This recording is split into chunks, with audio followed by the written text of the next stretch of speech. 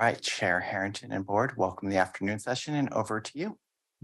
Thank you, Clerk Moss. Welcome to the last Tuesday of November, Tuesday, November 29th, 2022, work session in the afternoon. This is Chair Catherine Harrington, and I'm joined by Commissioner Roy Rogers, Commissioner Nafisa Fai, Commissioner Pam Treese. Commissioner Jerry Willie is excused on vacation. We're happy for him. So we have a full agenda for this afternoon. I will remember, don't worry, to go over the letter and the statement that we have in our packet. But first, before those two items, leadership communication. Who would like to go first? I'm just moving my foot. Right. Go ahead. I was deferring to you. Oh, but oh my goodness, I'm ready, Chair Harrington. Good, because I was about to jump in. Yeah, I'm ready. We're dancing over here. Go for it. Good afternoon, everyone, and happy to be here. Happy day or a few days after Thanksgiving. I hope everyone had a great one. I feel like in my family, we had so much to be grateful this year, and we certainly celebrated and had good food, and I hope people did. And since we were off there, I'm just going to share a lot, like the high level key things that happened and some of the committees. I'll start off with transportation, and I'm looking at Chris and Stephen. Hello, welcome. JPAC, the November JPAC meeting had an action item to recommend that Metro support the draft regional mobility policy and the implementation plan for the 2023 RTP. And this was to support for further development of the draft measures and targets by testing and refining. So it wasn't, implement the draft. It was sort of like, let's move to the next step. Let's refine and test these measures and targets. The current mobility policy measures movement of vehicles, and the draft policy is moving away from that to measuring people and goods, the movement of people and goods. And then to supplement that is through a comprehensive analysis of the entire system. So I think that's something to be excited. And I think our staff who are really the experts on this and who pay a lot more attention, we're recommending support of this draft policy to move to the next level. So we'll keep you posted that action item, but it was a unanimous support among JPAC members. We, as well as everyone, we asked questions and we recommended for Metro to support this so that we can refine and test these measures. And then I also had, I have this week or next week, actually, the RTEC, the Regional Toll Advisory Committee coming up. We're still in the learning phase, not a decision-making phase.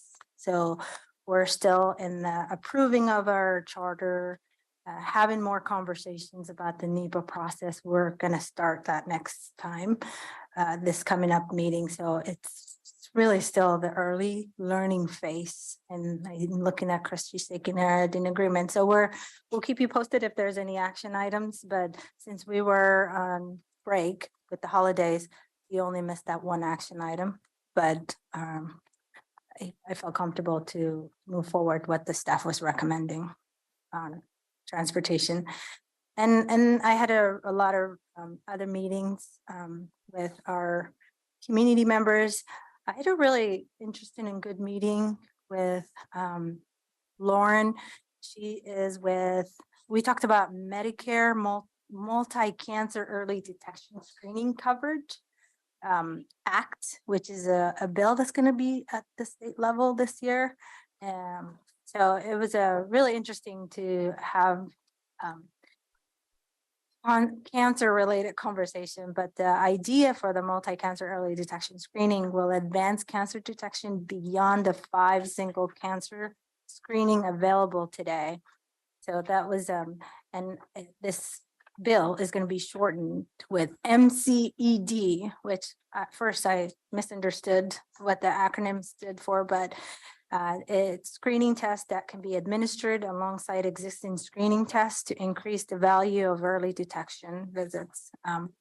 So I'll keep you guys along with that. If they ask for support for Washington County to endorse or provide letter of recommendation, that will be something that I will include. But for now, this conversation was just to see more informational, and I did ask Lauren to also meet with the rest of the commissioners, because I think we all care about eradicating cancer.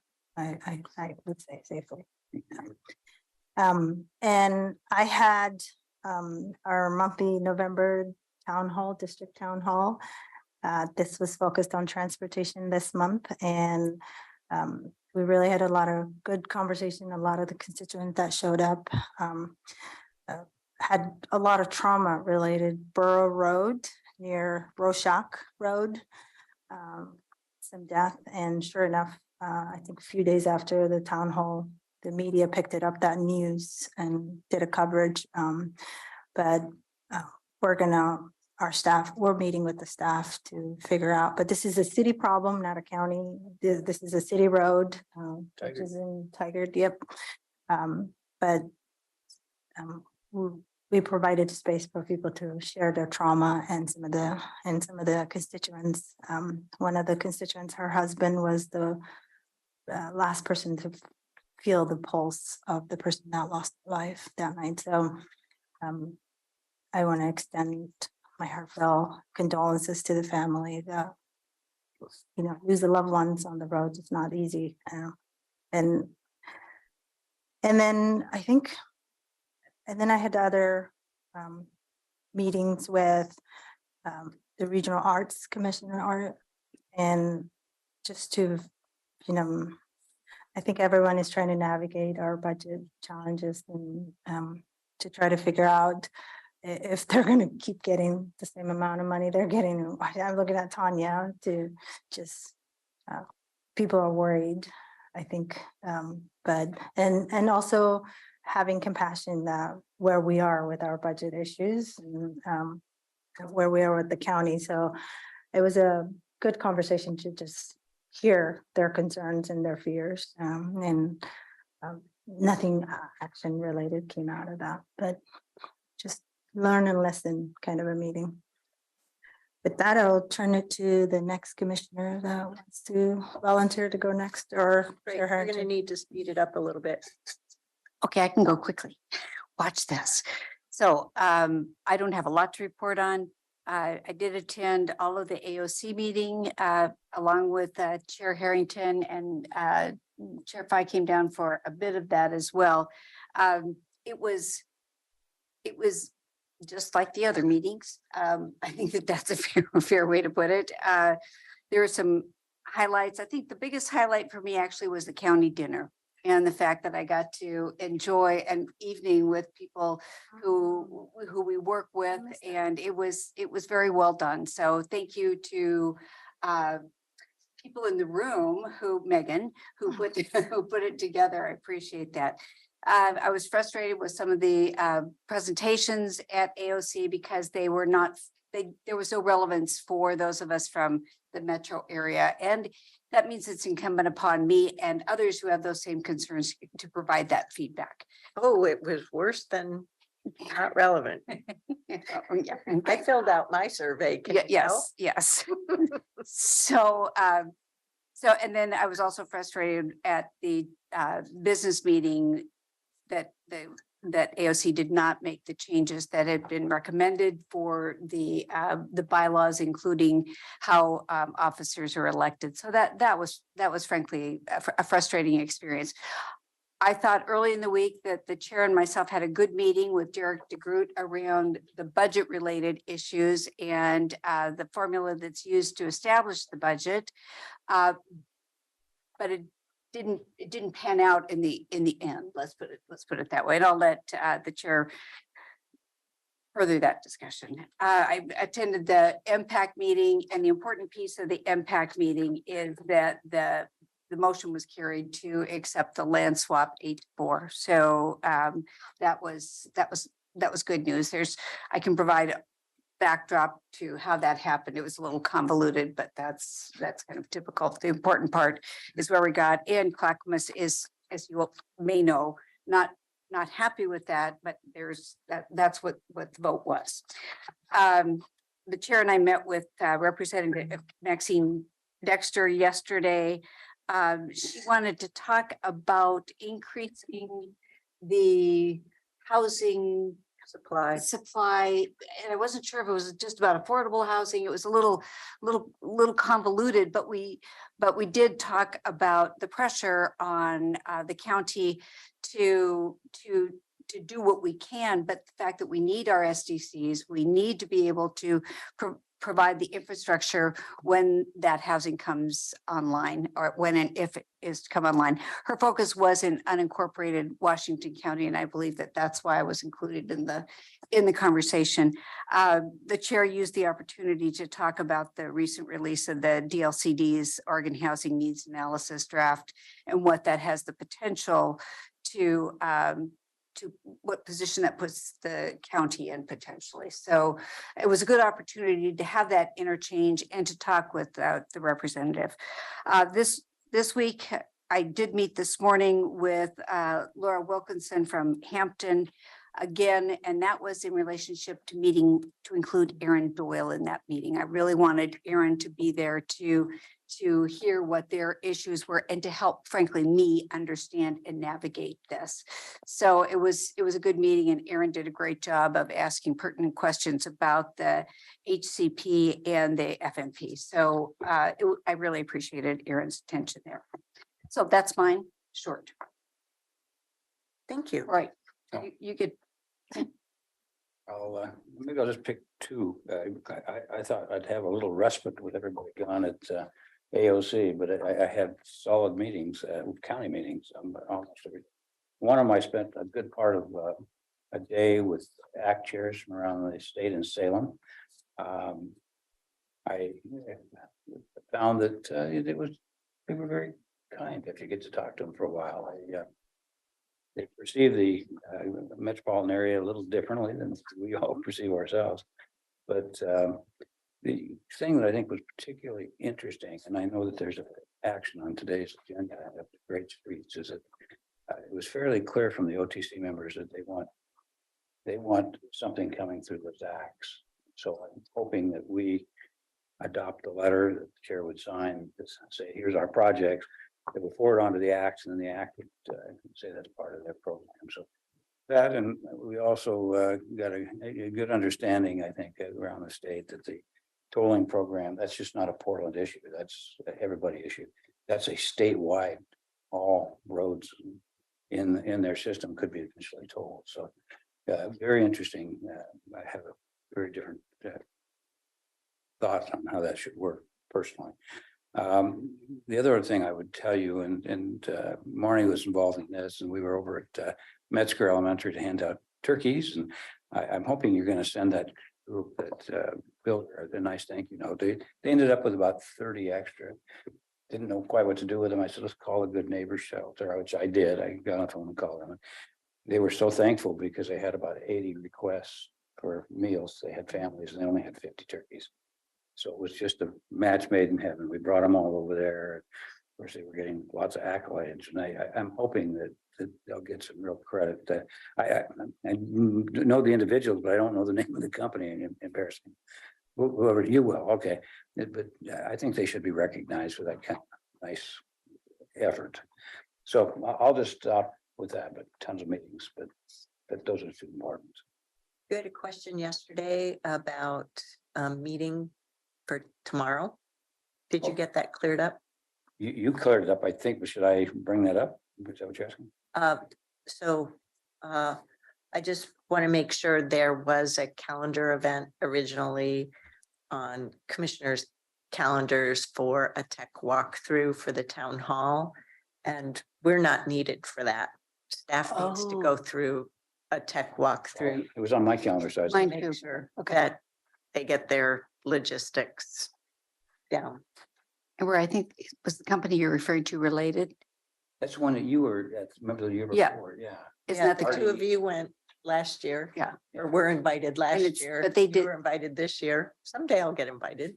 oh, You weren't. your hands get cold. Frozen turkeys. So, yeah, I think it's a different one, the one, What we're talking about is over at Metzger Elementary. and Yeah. That was the one Yeah, that's that's the one we related, did last did it? year. Related, I believe. yes. She wasn't there, just. Last year they went.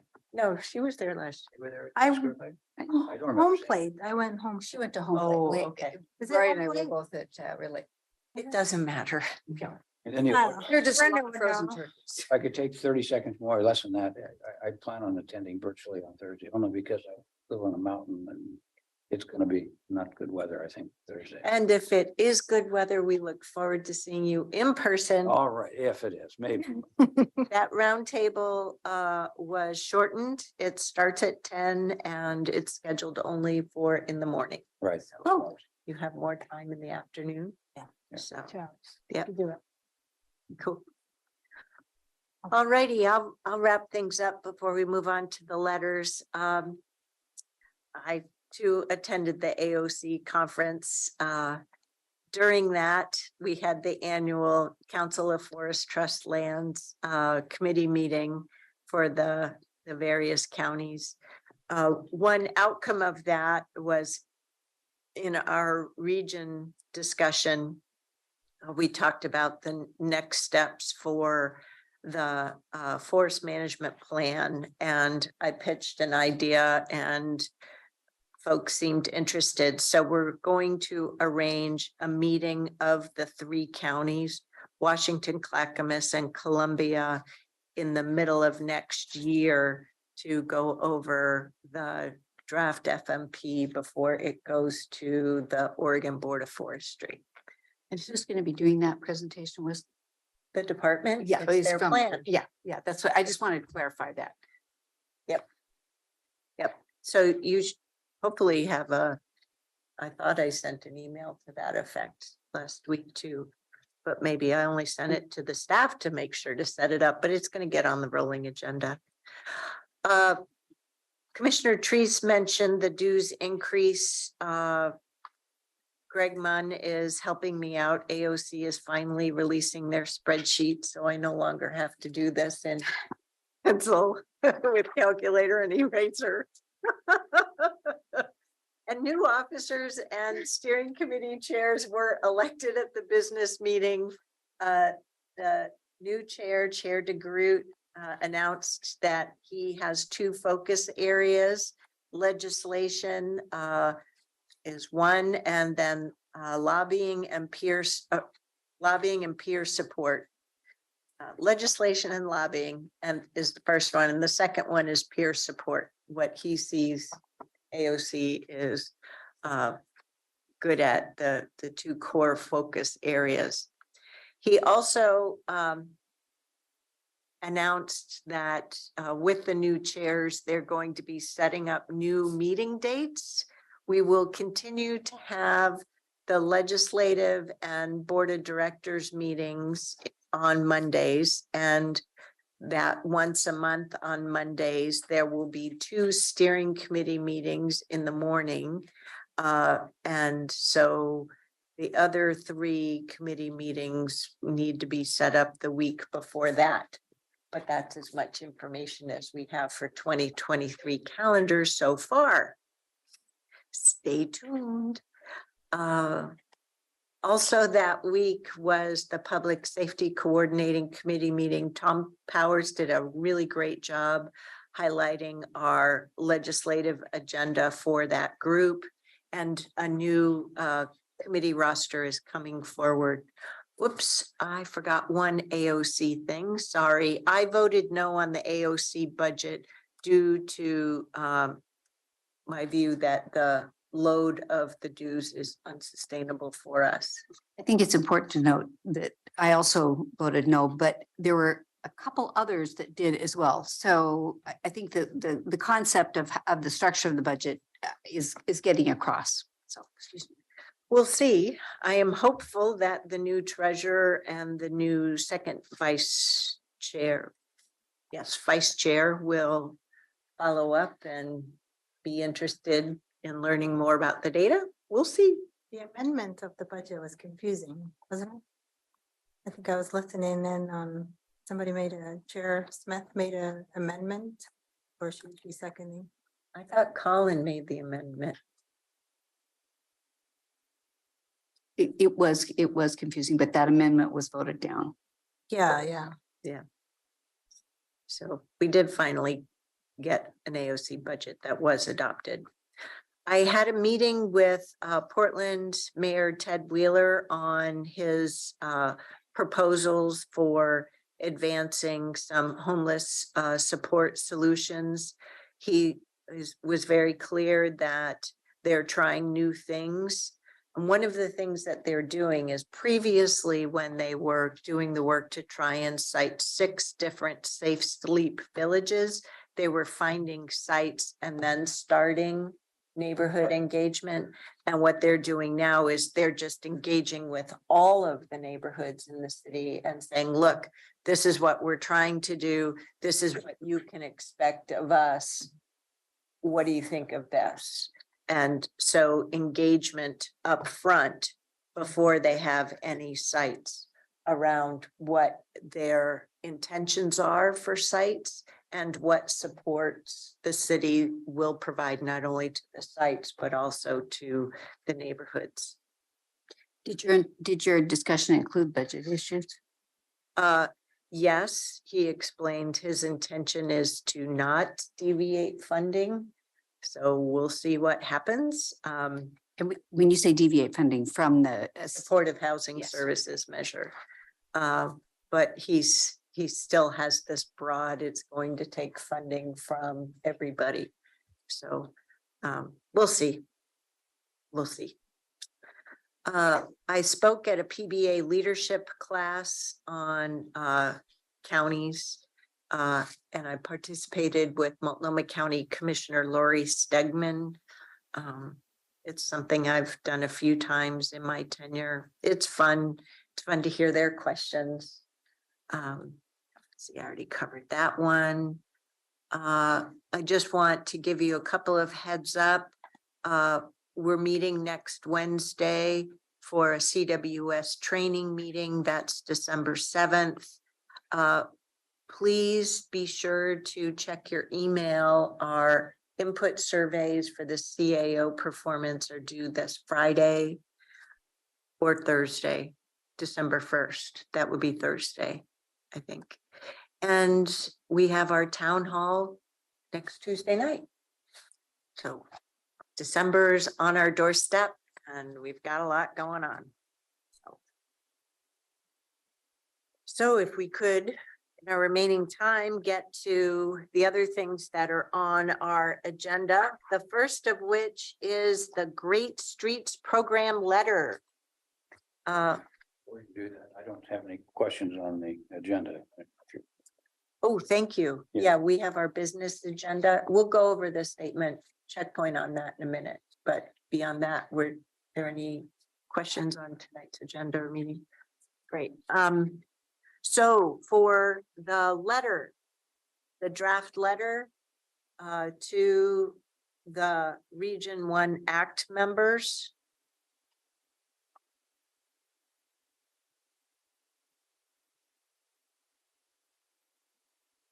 I have a question about, I don't know, maybe I was reading it wrong, Stephen.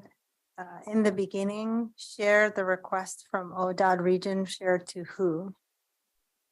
I was just wondering, maybe Okay, either take that whole paragraph out or do we just clarify? yes, yeah, I think the intent was that Commissioner Rogers shared the request from Region 1 staff with your board.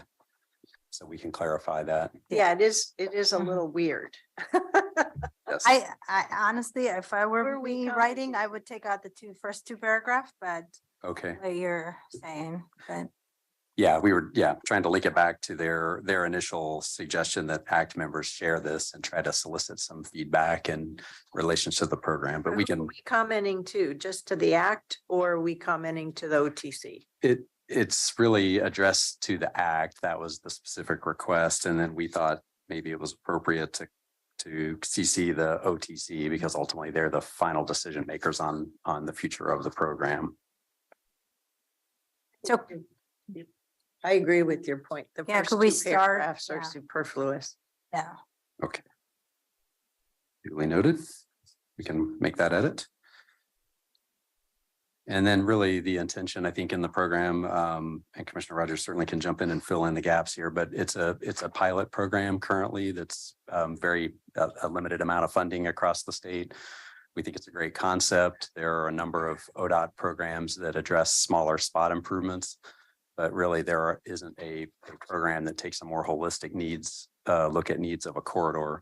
So we think there's a real opportunity for something like this to become a permanent program, hopefully with more additional funding. So really just expressing some of the specific needs in the county and then general support for a larger and ongoing program. Quick question for the act. Are there city representatives on the act? There are, yes. Okay. And how are the cities of Washington County being pinged to offer their comments to this pilot? What's happened is that they've been advised that they can bring forth any sort of recommendations that they would have. And what I heard clearly from the OTC was that they want to hear what the acts are saying. So what I was suggesting to Stephen, I think you did a good job, was to say, let's get our oar in the water as a county to say, we have some projects that run through that act. I think that they'll be advanced up. And then if they weren't, we still have our oar in because we're going to send it right to the OTC. So I agree with all of that and are moving forward with commenting. Where I'm skeptical is the word getting out to the various mayors of Washington County, for example, WCCC. Mhm. Yeah, and I think if it's helpful, I think including the WCCC as a CC copy on for this informational purposes is actually a good idea, but I take your point. I think just the communicating to them, Mhm. there is a request from Region 1 ODOT staff for them to provide comment to the Region 1 Act and that the county's moving forward with a letter as well. But please exercise your voice. that's a good point because this didn't come up in, correct me, Stephen, if I'm wrong, but any of the WCCC meetings. So I Yeah, think no, I it don't. came up that the cities need to vote a member who sits on the RTAC. That's the only part of RTAC that came up, but so Mhm. good. As Good you know, there refer- are 4 mayors on the R1 Act right now. So I still just think a it's simple polite thing to do. email I said- Yeah, I think to the WCCC members and their tax support would be Yeah. great. Yep. That's all. Excellent. We can do that. Is there any benefit in talking about the work that was done at Get Moving and that these fall in there too? I don't know if there really is. I think maybe it's best. You know, Yeah, and I'm fine with that. Thank you for reminding us. Okay, Yeah. that's, I just, you know, That's a I look good at thing. this and think about all the work that was done there from a Right. region-wide perspective. So That's it's right. not just thinking about our needs, but how it reflects, you know, against others as well. right. I'd say go ahead and CC Metro. Okay. I don't know if that's Council President Peterson or, you know, your counterparts over there. Right. Okay. Excellent. It's a good letter. I appreciated the various pieces that came about. So we'll make those edits to those first couple paragraphs. We'll include a copy to Metro and we'll get the word out with the WCCC members. Yeah, no, yeah. Okay, thumbs up. Yeah, Thank you. sorry. terrific. Okay, so next we have a proposed draft statement on the Club Q shooting. And let me give you a little background. That was me. Oh. I just didn't mean to. Cool. Apologies to those of you out on Yes, on sorry. the video Zoom. So the weekend before the holiday on Saturday, November 19th, a gunman killed 5 and injured 17 in Colorado Springs.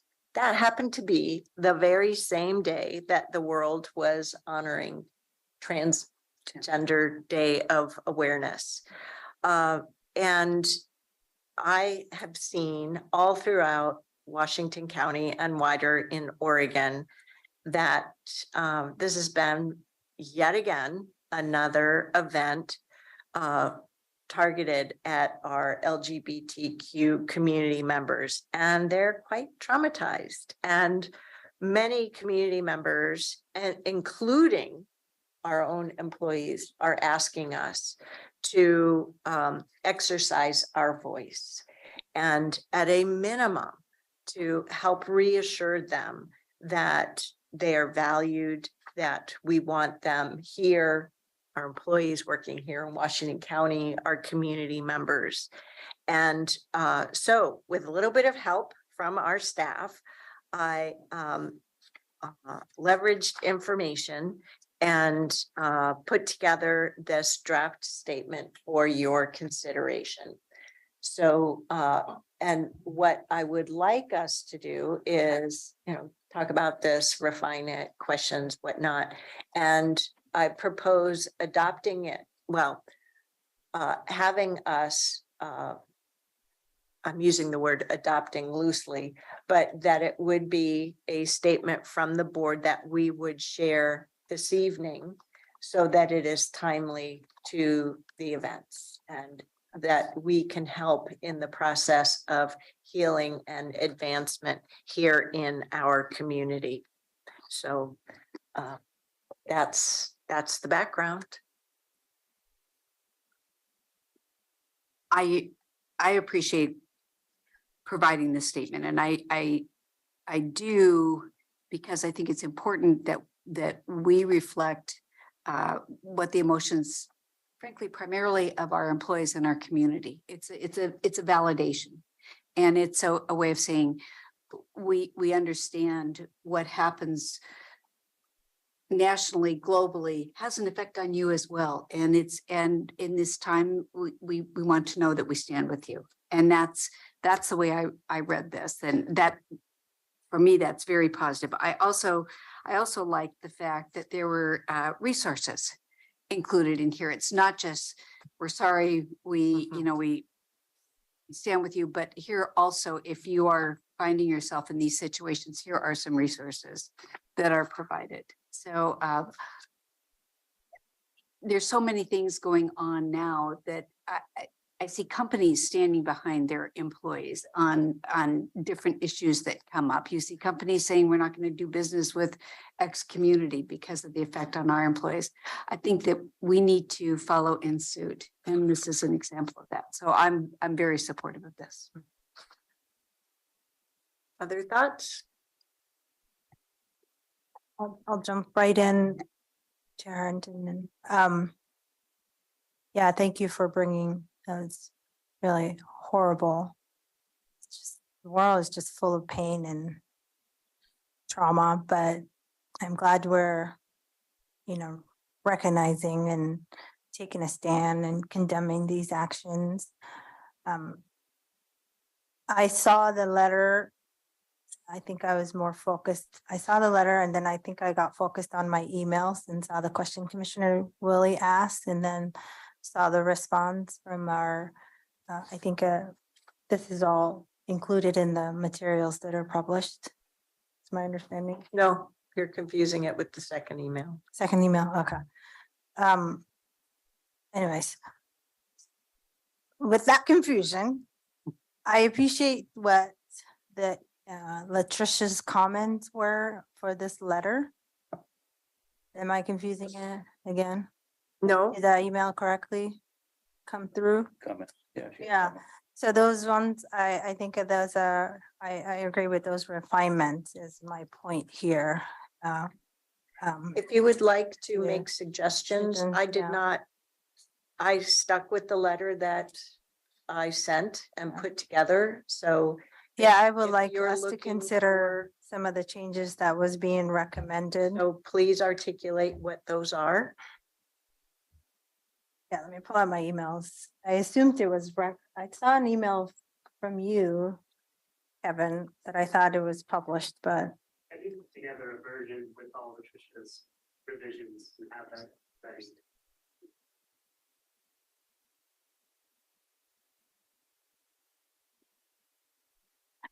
Uh, Kevin emailed us yesterday at 1:57 work session update. Added Commissioner Willie's comment on the work session and board That's item. an entirely different. Different? Okay. Anyways, I'll go back and reiterate some of those revisions. How's that? Well, you, I'll make some comments. Obviously, I support, this kind of proposal. My only comment if it had been more broad, it would be great too. I still have, and I know we were trying for a particular focus group, but the mass shooting, Jewish synagogue was deplorable. The mass shooting in the Black African-American church, Baptist church, was deplorable. And so this is a much broader issue. I know that wasn't the focus. It was focused on a particular event, but if that's what we're trying for that event, I'm fine. I'll vote in favor of the motion. But at some point, I mean, it might be good to say there's a lot of other events equally trouble. It's my view that by highlighting this doesn't diminish anything else. I think that here we're talking about a community that live and work, that we live and work with, that are threatened on a regular basis, and our society hasn't really caught up in many ways. I also think that as was pointed out here, the juncture of it happening on the Transgender Awareness Day, which we had just supported, is even more meaningful. That doesn't diminish anything else.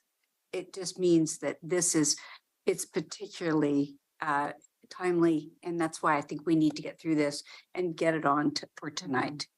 So, that's my view. And if there's others that come up, it doesn't stop any of us from moving something forward. Like I said, we've just taken a position on these issues. So that really came home to me. Did you want to add? I found the email I was referring to. Well, to Commissioner Rogers' point, for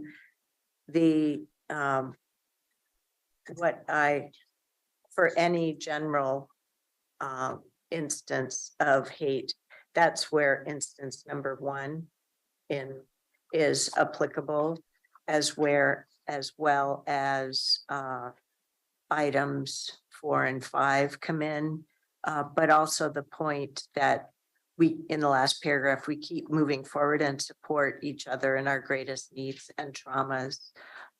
So while this current Club Q shooting is the precipitating event for this statement, it really helps get to other hate crimes as well. Yeah, as I said, And violence. there's no way I could vote against this. It's a good resolution, but I too would. I like some of the things that Tricia said, that was appropriate. Anyway, I'm just tired of being on the edit train. So if there's a suggestion Yeah, hey, you would like to make. I Great. do, Chair Harrington, sorry, and thank you for your patience. I think I've finally found what I was looking for. And then. So, the question that I mentioned, I think I should clarify. Commissioner Willie asked if our Office of Equity and Inclusion saw the letter, and then. So I don't so the usually offer- vet board statements with any department first. Secondly, Understood. our equity and inclusion officer did choose to send it to a couple of members of staff to vet their opinion. But this was developed while Ms. Angie was away on vacation as well, in the spirit of being timely. And pardon me for being impatient, but with the number of things that I've developed, frankly, I'm really tired of playing scribe. So if there are specific things you would, and Commissioner Williams on vacation, so Yes. he's not here. I just wanted to clarify why I mentioned his name is what, I think, since I was confusing everyone, I And will for the like. record, I- he did a reply all to an email that he shouldn't have. So it was outside of public meeting law. Okay, and I sounds like I got the full, so I would like us to consider the changes, the following, the section where it says, we, the Washington County Board of Commissioner, again must condemn acts of deadly interpersonal violence with a particular focus on the mass murder and violence targeting people because of their membership in a marginalized group. And that was one edit I agreed and appreciated. I'm going to make a comment about that because membership in a marginalized group sounds like it's optional. And in my mind, this is not an option. I don't think it takes it further. I don't think it takes the statement further. Mhm. I don't know that I agree with that. I agree with what you're saying. And then the second edits that I thought was added value to the letter was it's all of our diverse employees. Where would you put that? This is Washington County and its Board of Commissioners is proud of its all of our diverse employees. Well, I'm proud of all the employees, not just our employees of diversity. So that's why I'm that's why I'm a little concerned about that. Yeah, but the reason why I liked that one was the purpose of the letter, right? Like this was a group that was targeted. That's why I thought, like it's narrowing down. It's all of our diverse employees because diversity isn't race and ethnicity based. It's The all last of our, paragraph is intended to resonate with all of our employees and community members, no matter what we're facing. Whereas the early part of the statement Mhm. focuses in on this LGBTQ event, and in the second paragraph, our LGBTQ community members.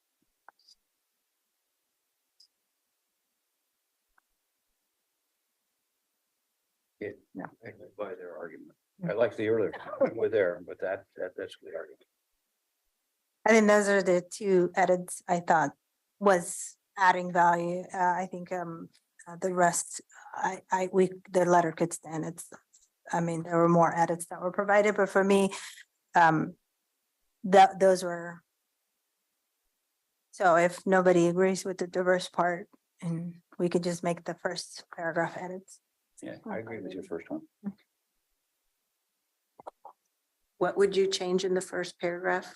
So we, the Washington County Board of Commissioners, again, must condemn acts of deadly interpersonal violence with a particular focus on a mass murder and violence targeting people because of their membership in a marginalized group.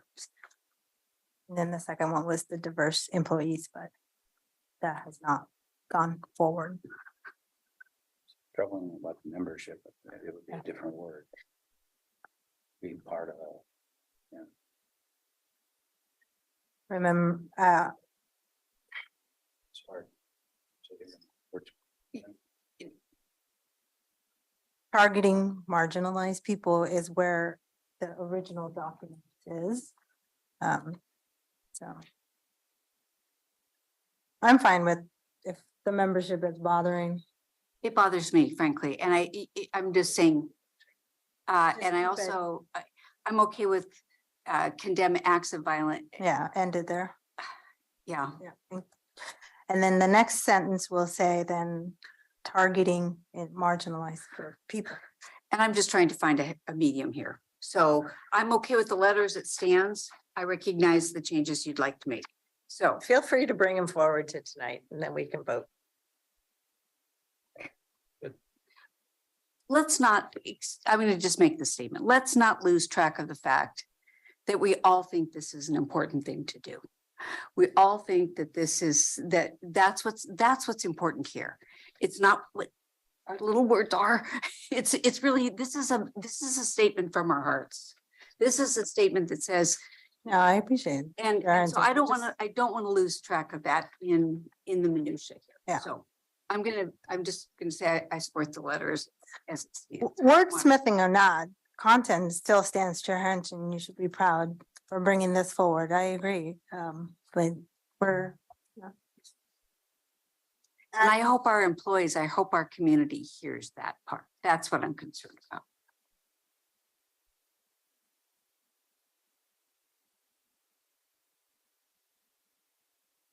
Ready to move on. Okay. Leadership communication. I will be brief and I will submit many of the updates in as a follow-up to the board packet and an email to the board just in the spirit of time. I do want to lift up for the board's awareness and also for the public's awareness. In the board packet is included the email that I sent to employees, the all county email giving budget guidance. We've met with our leadership team. Leadership team includes directors and managers. And given that we have an over $25 million anticipated gap between expected revenues and expenditures this upcoming budget year, we are asking departments submit 4, 7, and 10% reduction scenarios. So Commissioner Fye, I appreciate you lifting up our community partners because we know that our department budgets also support our community partners. So that same sentiment that you heard from that in that meeting is the sentiment that our departments are facing right now with meeting community need in the services that our community relies on, and also meeting mandated service levels that we know continue to increase. We know through just adoption, for example, of Measure 114 and permitting that requires us to provide additional mandated services, which puts further pressures. So more to come. CFO Greg Munn and I are working on scheduling a work session to bring this conversation more to light in a public realm. Your board has met with us individually on a one-on-one basis. We've met with the leadership team, but we haven't had that public discussion in an open format. At that time, it is important that I do hear from your board if there are budget priorities that you want to be considered this upcoming budget year, given the strain on our budget. I do anticipate there will be increased touch points with the board looking into 2023 along the way, given the choices that are going to have to be faced into the proposed budget. I will share that with a 4, 7, and 10% reduction scenarios. I do expect that those reduction scenarios will include a reduction in service to community. So I just want to acknowledge that as a reality that we're facing. Do you expect that work session will happen in December, January, or? We're right now trying to balance it so it occurs in December. Okay, thank you. And I will follow up with more detail as we work through the timing of that work session. I also want to provide a quick update just on the courthouse, the courtrooms. If you recall, on October 4th, I believe it was, I updated your board that we received notification that we may receive 2 judges from the state, which requires 2 courtrooms, which we don't have currently planned for. So I really appreciate the team going into problem solving mode. The team is working on a briefing memo to provide to your board in writing, which you should receive within the next week. I will also include that in the posted packet, as I plan to do with these unanticipated costs as we work through the budget process. The Washington County Circuit Court is requesting a letter of support that be sent to the presiding judge, that the county is committed to finding courtroom space for the judges so that they can work that through the legislative process. I have learned that the previous letter has been, there's been at least 2 versions of a previous letter, and that was signed by the previous county administrator. I'm not comfortable signing that without, and would actually prefer the board to sign that letter moving forward. Well, also, I'd like to see those prior letters. Because as we've been briefed, there were steps taken to not enable the county to move forward with such provisioning. So it feels like a really mixed message to me prior. And I just want to be, anytime that there's a letter being sent committing the county to future resources, I feel very uncomfortable in my position just signing on to that letter without board direction or the board signing that letter. If you could either clarify now or later, I heard previously the request went in proposing 2 additional judges and AKA requiring the courtrooms, but that was a recommendation and a request going in. And what isn't clear to me is the process, right? Does the state have budget for it already? And we can follow up offline with this because I don't want you to be in a situation where you're dedicating further resources on an action plan that has risk to being acted on, right? If action is needed from an e-board or the legislature or whatever. We will include the facility impact as well as what does this, why this letter now in the process and what the process looks like. And the word temporary comes to mind for me that we might want to put in the letter. It's a workable temporary situation, but it's not the ultimate courthouse setup that we would want for additional judges. So we will be recommending an even firmer yay! than You're temporary. way ahead of me. That's great. And the reason behind that is because I don't believe that the county will be in a position of funding a courthouse expansion on its own, because it also brings into light operations and capital needs for a full public safety and justice portfolio. So this gets complicated quick. Oh, yeah. Yep. Will you be able to quantify within ranges, I understand, what the cost might be to provide these 2? And then some definition of what a courthouse is? I mean, to me, a courthouse could be virtual, to them it can't be. It could be a tent, it could be The latter part's going to have to take a full comprehensive. Yeah, I review. can't commit to the latter. I can commit to giving you the cost for the 2 courtrooms now. You say commit to the latter. I'm just asking, what's the definition? Is there one? Is there a definition of? What's a courthouse? What's a courtroom? What's a facility? That would be part of, I would say, those are good questions leading into a full courthouse planning. Okay. Okay, I would, because- from our standpoint, I just wondered is there any specificity on the part of those who propose judgeships that there is a certain minimum? For the Right. temporary. Let's go find out in all cases. Yeah, that would be, it. Okay. Yeah. What are we Okay. obligating to? Yeah. Okay. Yeah. And I'll leave the rest of my updates to email and get those to your board. Great, thanks. Chair Harrington, I have 2 things I'll raise relatively quickly. I've kept you up to date on the litigation involving the 8 individuals unable to aid and assist in their defense. We had a hearing last Monday on the 21st in front of Judge Mossman.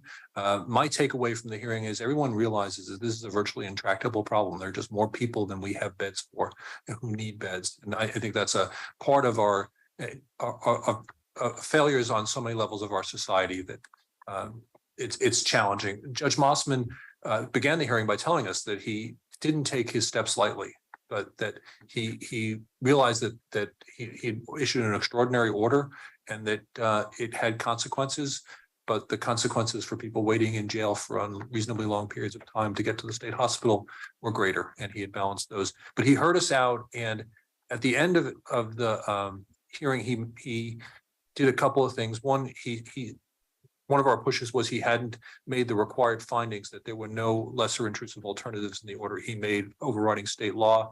He said he would make those findings, so he's working on that. He said that Jane Vetto from Marion County was really concerned about people that they've seen who have been restored to competency, to the ability to aid and assist in their own defense, and brought back into the county and then decompensate in jail because they're no longer getting the services of that. And the state, we believe the state's position was that they could not go back to the hospital. Judge Mossman on the record clarified that they could, that someone who has been deemed restored to competency but is no longer competent, he can go back to the state hospital. So that addresses one problem. He then at the end agreed to ask Magistrate Beckerman to meet with all of us and come up with potential, what he called tweaks to the order. The DAs are very concerned about very dangerous individuals coming back to the community. And one of the things that we believe the state hospital is triaging those who they sent back, so that the worst, the most dangerous individuals are still at the hospital and won't be sent back for a while, but we'll start seeing those soon. In the 56 days from September 1st to October 26th, the period that they measured, there were 154 people discharged from the hospital. Only 7 were discharged under Judge Mossman's order. They said that there were 97 more people in the hospital who had exceeded the time limits in Judge Mossman's order. So that says that there is a bell curve that's going to hit later on in January, February, and March. The deadline for compliance with the order is March 15th. So we expect to see those. We are seeing this throughout our system, not only in the jail and in the DA's office, but a lot of folks' response to this is, well, let's see if we can have these individuals civilly committed. We do the civil commitments. So Eamon McMahon, who does those in our office, is overwhelmed with civil commitments, as are the HHS staff that support those. And then those individuals are going to private hospitals who are not really set up to handle dangerous folks. So one of my concerns, I know that across the organization, you're all working very diligently in each and every one of these cases, and I'm grateful for that. But I'm keenly aware of that deviating that collection of resources on other work. And what I'm becoming very sensitized to is that one of the problems that was highlighted for us in this domain at the Region 8 AOC District 8 meeting in September was the lack of, when the state and the state legislature made changes, right, in closing the old Dammoth State Hospital and whatnot, they didn't judiciously fund community behavioral health the way that was needed in order for that entire proposal to work. Yet, as all of you work very diligently across all of the counties, there's a resource that level that adds up, that the state legislature is not experiencing any of this pain like we in local government are. And I know I'm long-winded in this. I don't know exactly what to ask for, such that we are able to in some way describe the level of impact that it is taking. This is a downstream effect to decisions that have been made or not made at the state.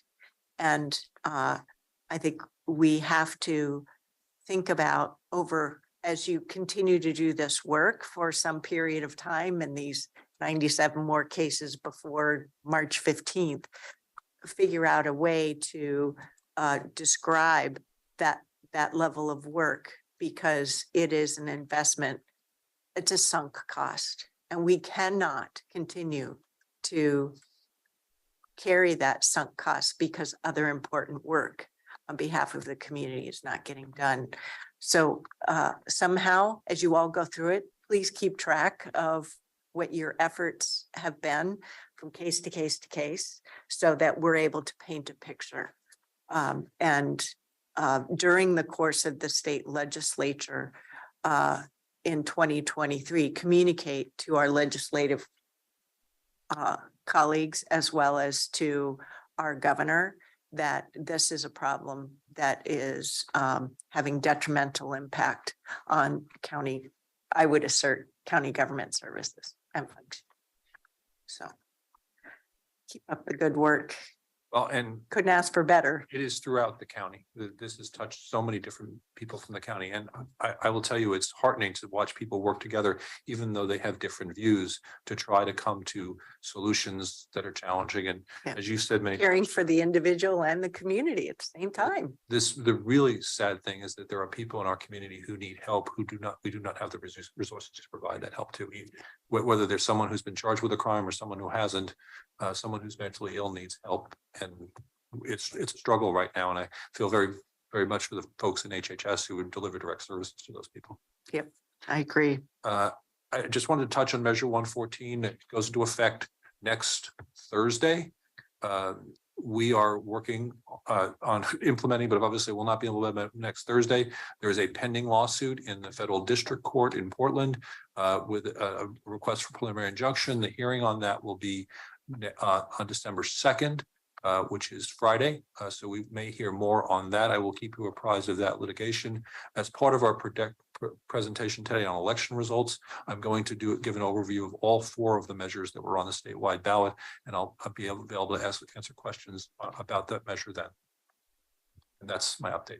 There's a topic that was included in the Government Relations Weekly Report that I would appreciate you and your legal team related to land use looking into, so that we don't lose sight of an impact. And that is around this DLCD proposal with the Oregon Housing Community Services, and requiring counties like ours that have urban unincorporated areas to start doing housing needs analysis. Erin Doyle, to her credit, did try to do the research, finding the legislation that I believe passed in 2005 that removed the requirement for counties to do, I think it was periodic review for community and comprehensive planning, which is one reason why plans are, in the eyes of some community members, out of date, because we're no longer required to do that. We don't have the funding to do that. LCDC doesn't have enough grant monies to support that. But this is an undue burden.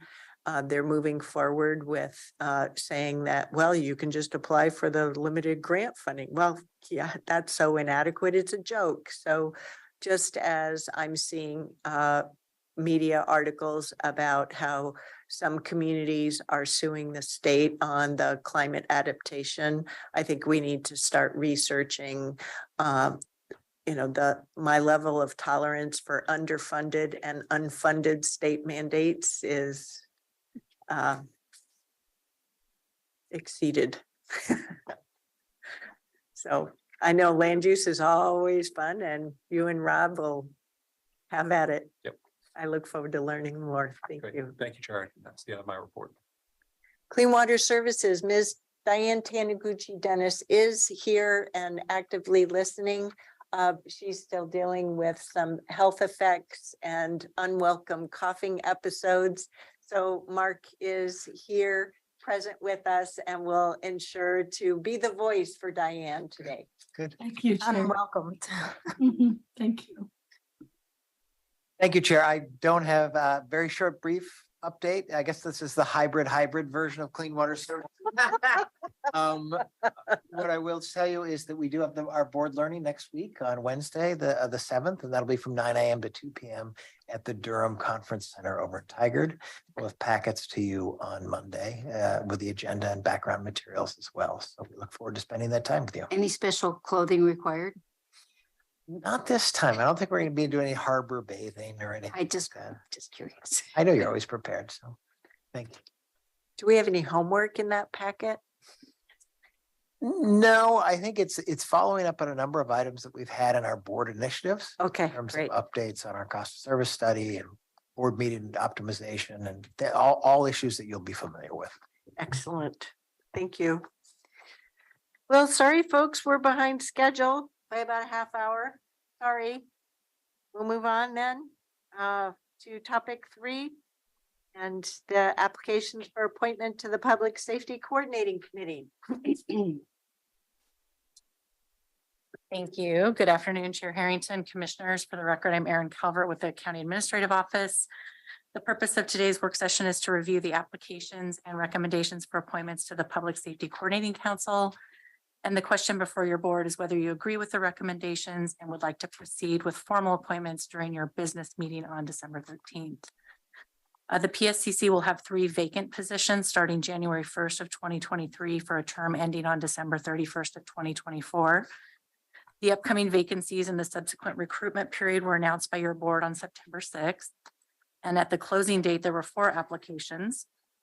With staff assistance, PSCC Chair Todd Schaefer convened a subcommittee to serve as an interview panel and then recused himself because he had applied for another term.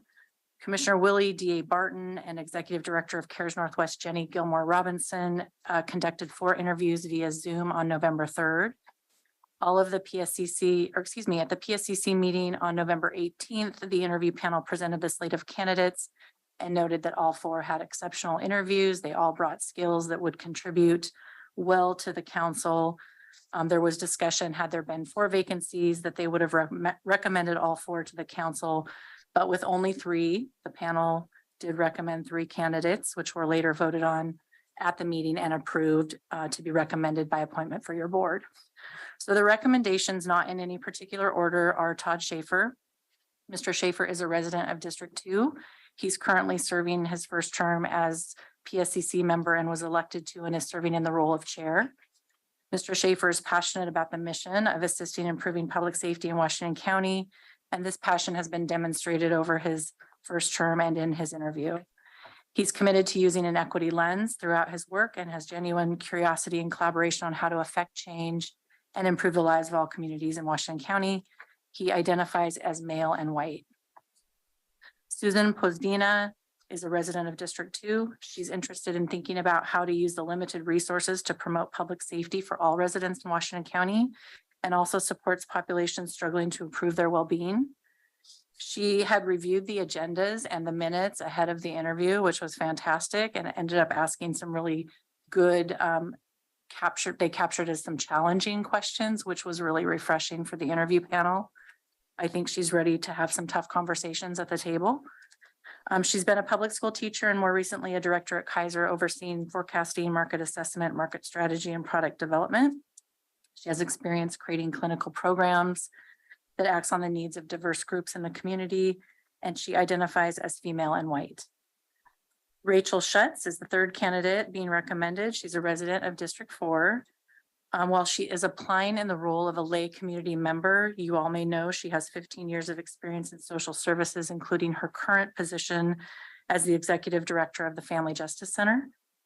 Ms. Schutz is trained in trauma-informed principles, adverse childhood experiences, or ACEs, and providing services to victims of crime. She has extensive training, experience in racial equity work, and providing services to specifically underserved populations. She brings a unique lens of collaboration between community members, community-based organizations, public safety departments, and the judicial system. And Ms. Schutz identifies as female and white and Latina. Just for the board's awareness, and I was happy to have Chair Harrington's presence at the Public Safety Coordinating Council meeting last week. Commissioner Willie was on vacation. There was some intentional discussion on the continued work that we need to do as the council to engage with Washington County's diverse communities, to continue to build relationships and invite participation and partnership to amplify the voices at the table. And so this will be a continued area of focus for the council as we work on our work plan for the coming year. And with that, I'm happy to answer any questions. Any questions? And it was Nick Jarmer, is that how you been? Correct. That was the one that was not Correct. selected. Okay, and I've read the information, but I'm just curious about what were the selling factors, so to speak? Yeah, he had a fantastic interview as well. And as I mentioned, I think all four would have been recommended for positions had there been enough vacancies. The one thing the interview panel noted is that the others brought something a little bit different than the current membership represented on the council. And as you know, there's a lot of public safety departments. Mr. Jarmer is a former, I think, Multnomah County Deputy, if I remember correctly. He's also served on the Tigard Public Safety Advisory Board. So there was definitely some common interests. We're hopeful that he'll apply again in the future. But I think in terms of looking for something different and some diversity in voice and particular area of focus, I think the other three brought a little bit more. And I guess the other question is, Rachel is the executive director of the Family Justice Center, Correct. right? And so there's no issue there at all. I don't believe so. She was very clear in her interview. She is coming as the representative, a community lay member representative. You may remember Rosemary Brewer, who was the Oregon Victim Advocacy Agency. She also came in her personal community member role, but of course has that lens of serving victims. Which is very and I think valuable. Rachel would do that too. No, I think it's a great question. I just want to highlight that as well. No, I have a question. I didn't originally, but something you said jogged my memory. What's the district representation balance? That Commissioner Fye, I just noticed as I was sitting here on the matrix, I don't have Melissa Laird and Gary Dozier's, and Melissa's And Commissioner Treese's district. right. So And, what's the other one? Gary Dozier, that somehow got left off the matrix. And so I need to look that up. It was fairly balanced before, mixed. I think it's a little more District 2 on this current. But it's for Slate of informational applicants. purposes. Yes. only. We don't. there's no need Like by for district. Implementation. Correct. What district is Nick? You said Multnomah County? Yes. No, Or I'm is that sorry. where he I have worked? lived in Tigard. Oh, you live in Yeah. But I don't know. District 3. District 3. One of the things we might think about doing is reviewing the Public Safety Coordinating Council with ACRE and asking them for input about how we might broaden that specific committee opportunity with community members. Yeah, I like that idea. It may be a little hard to be clear about what effect the PSCC has and does. So that's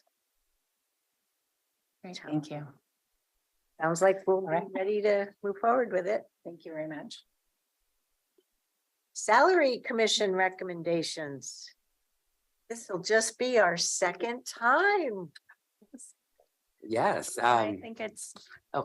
David Martinez, first time before your board, and you'll see him shortly again too, our newest Assistant County Administrator. I do just to remind the board, we handle the slate of candidates a bit differently than other boards and commissions. So in this case, your board is, and David will present you a slate of candidates versus the board providing the level of input you do on other boards and commissions. The reason why is this body really determines your salary. So we want to make sure that there's a degree of separation and David will review the slate with you. Does that mean that you're not asking for comments from us?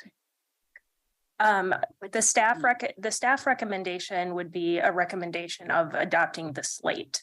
But you can give comments. I just want the board to be aware that this is the body that determines your salaries. And I'm just trying to figure out Yep. what my boundaries are. Mhm. And my name is David Martinez, and I'm with the CAO office, Chair, Commissioners. It's a pleasure to be here and to share with you the recommendations for the appointment of the Salary Commission. Really briefly, in 2020, November, the charter was amended to create the Salary Commission to determine the salaries for the county commissioners. In January of 2021, the first slate of commission members, salary commission members, were installed. Now we need to get ready for 2023. And in the materials, you received the resumes and a brief background of the slate of commissioners that we're presenting to you. Just some demographic information. There were 7 applicants, and so we are recommending 5 and 1 alternate. They are from a representative from District 4, a representative from District 1, a representative from District 3. From a diversity perspective, they include 3 individuals that are Hispanic background, 1 individual is African American, and the remaining 2 individuals are white. All of these individuals have a background within human resources, and what is exciting about this is that we have 3 returning commission members. So that really does provide that expertise and that sort of history. So again, this is the 2nd iteration of this commission. So we're very grateful that 3 returning commissioners or 3 returners are part of the slate. They include Brianna Eckertson, who is part of Chief HR Officer with Providence and St. Joseph Health, Heike Kickendale Baker, who is from Lewis and Clark College and Vice President of Human Resources, and Casey Koronek, who is a Human Resources Director with Workplace Change. And Casey was the previous chair. So again, it's a great opportunity to have them return. And in my conversations with them, they're definitely ready to do the work again. The new members of the slate one is Christian Calderon. He is a professor at Pacific University in business management. He has coursework or part of his portfolio is human resources management. So he's coming from Pacific University. Monica Santoya, she is an accountant, an MBA, and a CPA, and she herself has background in both nonprofit and corporate, with both finance and HR background. And then the alternate that we're presenting is Victor Zambrona, who has a broad range of experiences around operations, around finance, and around human resources. So this is the slate. Again, it's 5 individuals, 1 alternate, and I'm happy to answer any questions or provide more information. Questions? I have one. It's not, I guess it's sort of a question.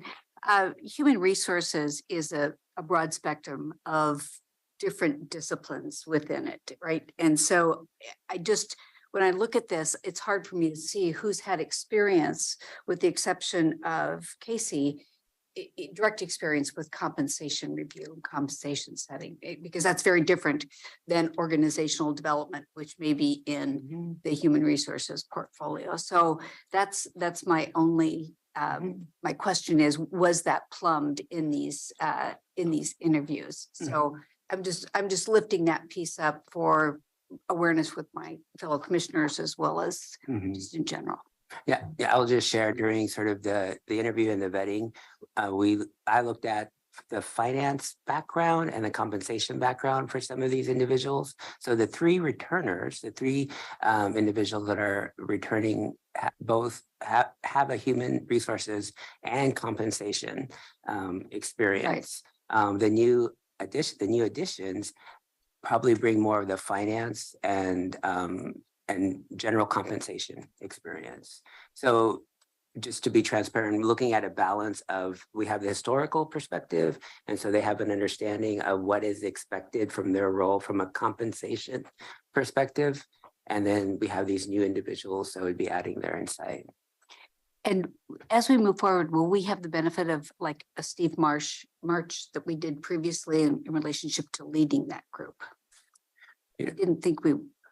Yeah, I think the intent, you know, the previous consultant, Steve March, was able to sort of walk through the installation process, the organization of this. The goal for this next iteration is that we would have support from the newly installed auditor's office to a degree, and then also the CAO office to support. And I'll just register my concern that we always have a focus on people with experience in compensation. HR finance might not be the same as HR compensation work. The only question I have is, and Ms. Angie, each of you, I don't know.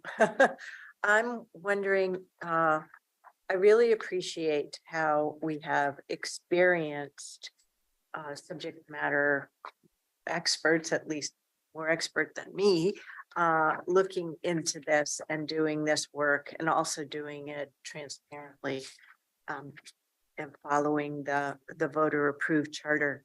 I'm wondering what sort of best practices a group like this can tap into, or how might they be staffed or provided with such guidance, whether it's through professional organizations like ICMA or HR professionals, or in academia and studies looking at compensation models for elected officials throughout the United States. I don't even know where to begin with that topic, but is that something that between the two of you, you would be able to bring forward and help staff this group?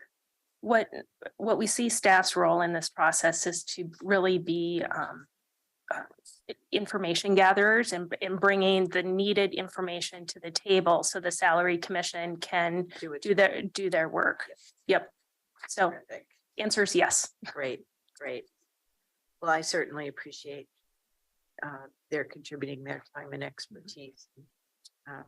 Can't begin to understand how to thank them other than saying thank you and writing them a thank you note.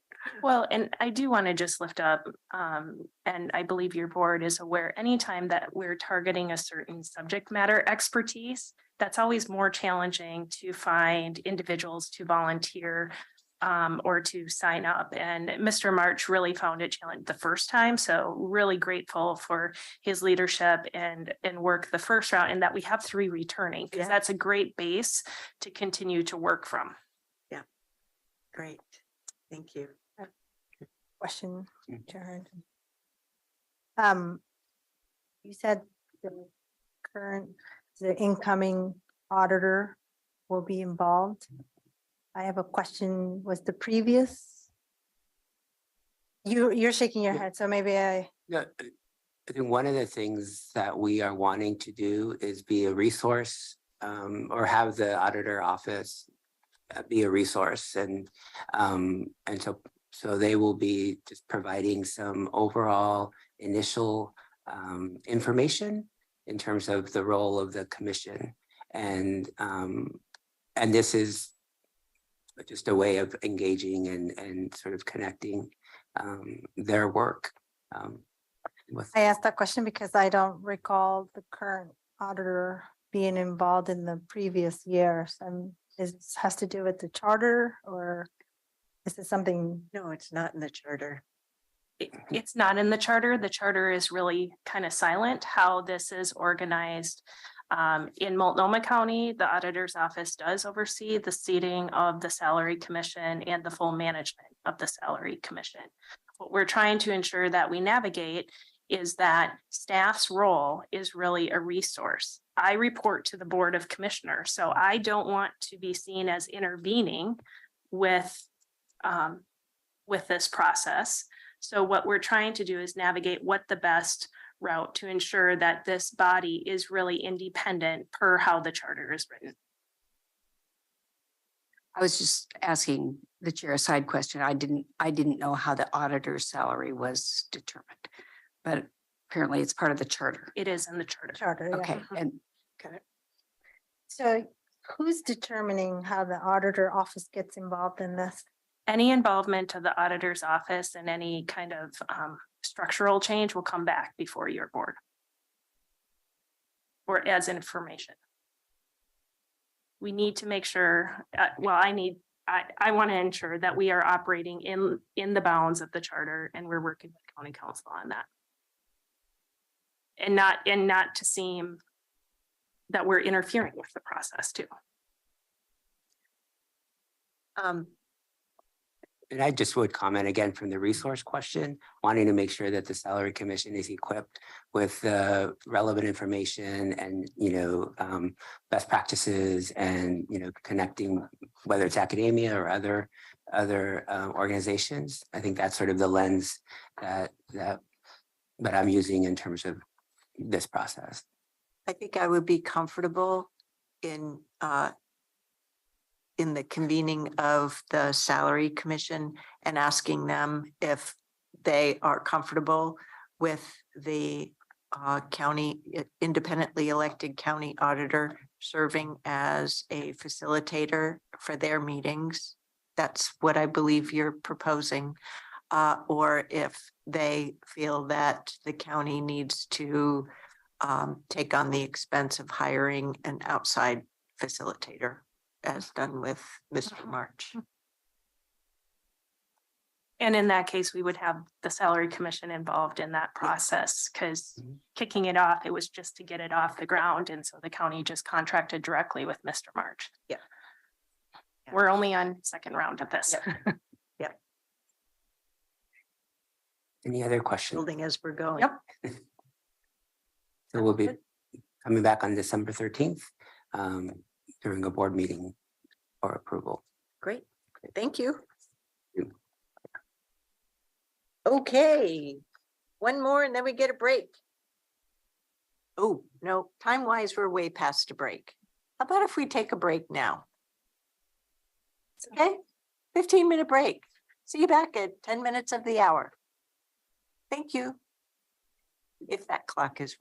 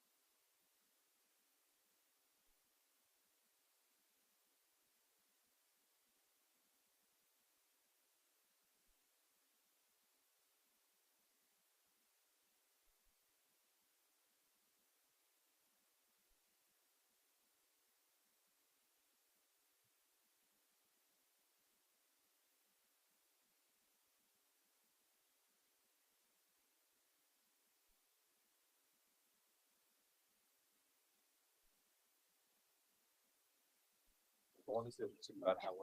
I had no idea it was performance. Here's the point. I don't.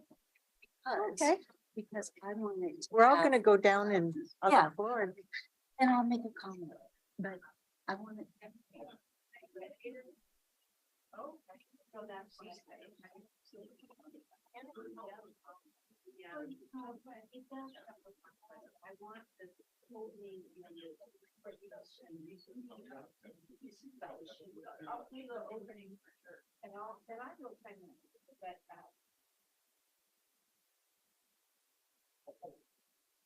Please, folks, do not be shy. They're comfortable here. You can be as undisciplined as me. Oh. You got the good chocolate too. Thank you. You're welcome. This means I have to buy another bag for this office, the front desk.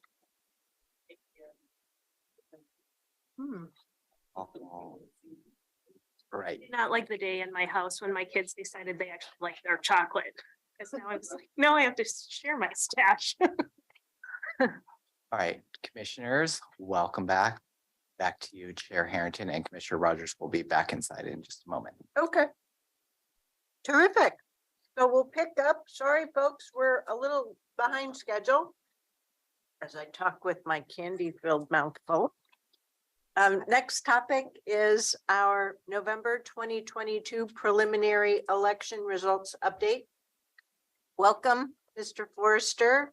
And I appreciate all three of you, Mr. Carr and Aaron Doyle, who's joining us virtually for giving us a sweeping interim view of what's happening, because not only were there multiple measures, but with the census and redistricting, a bunch of different seats and so forth. I just thought it would help us be a little settled post the election day to have a sense of how things are shaping up.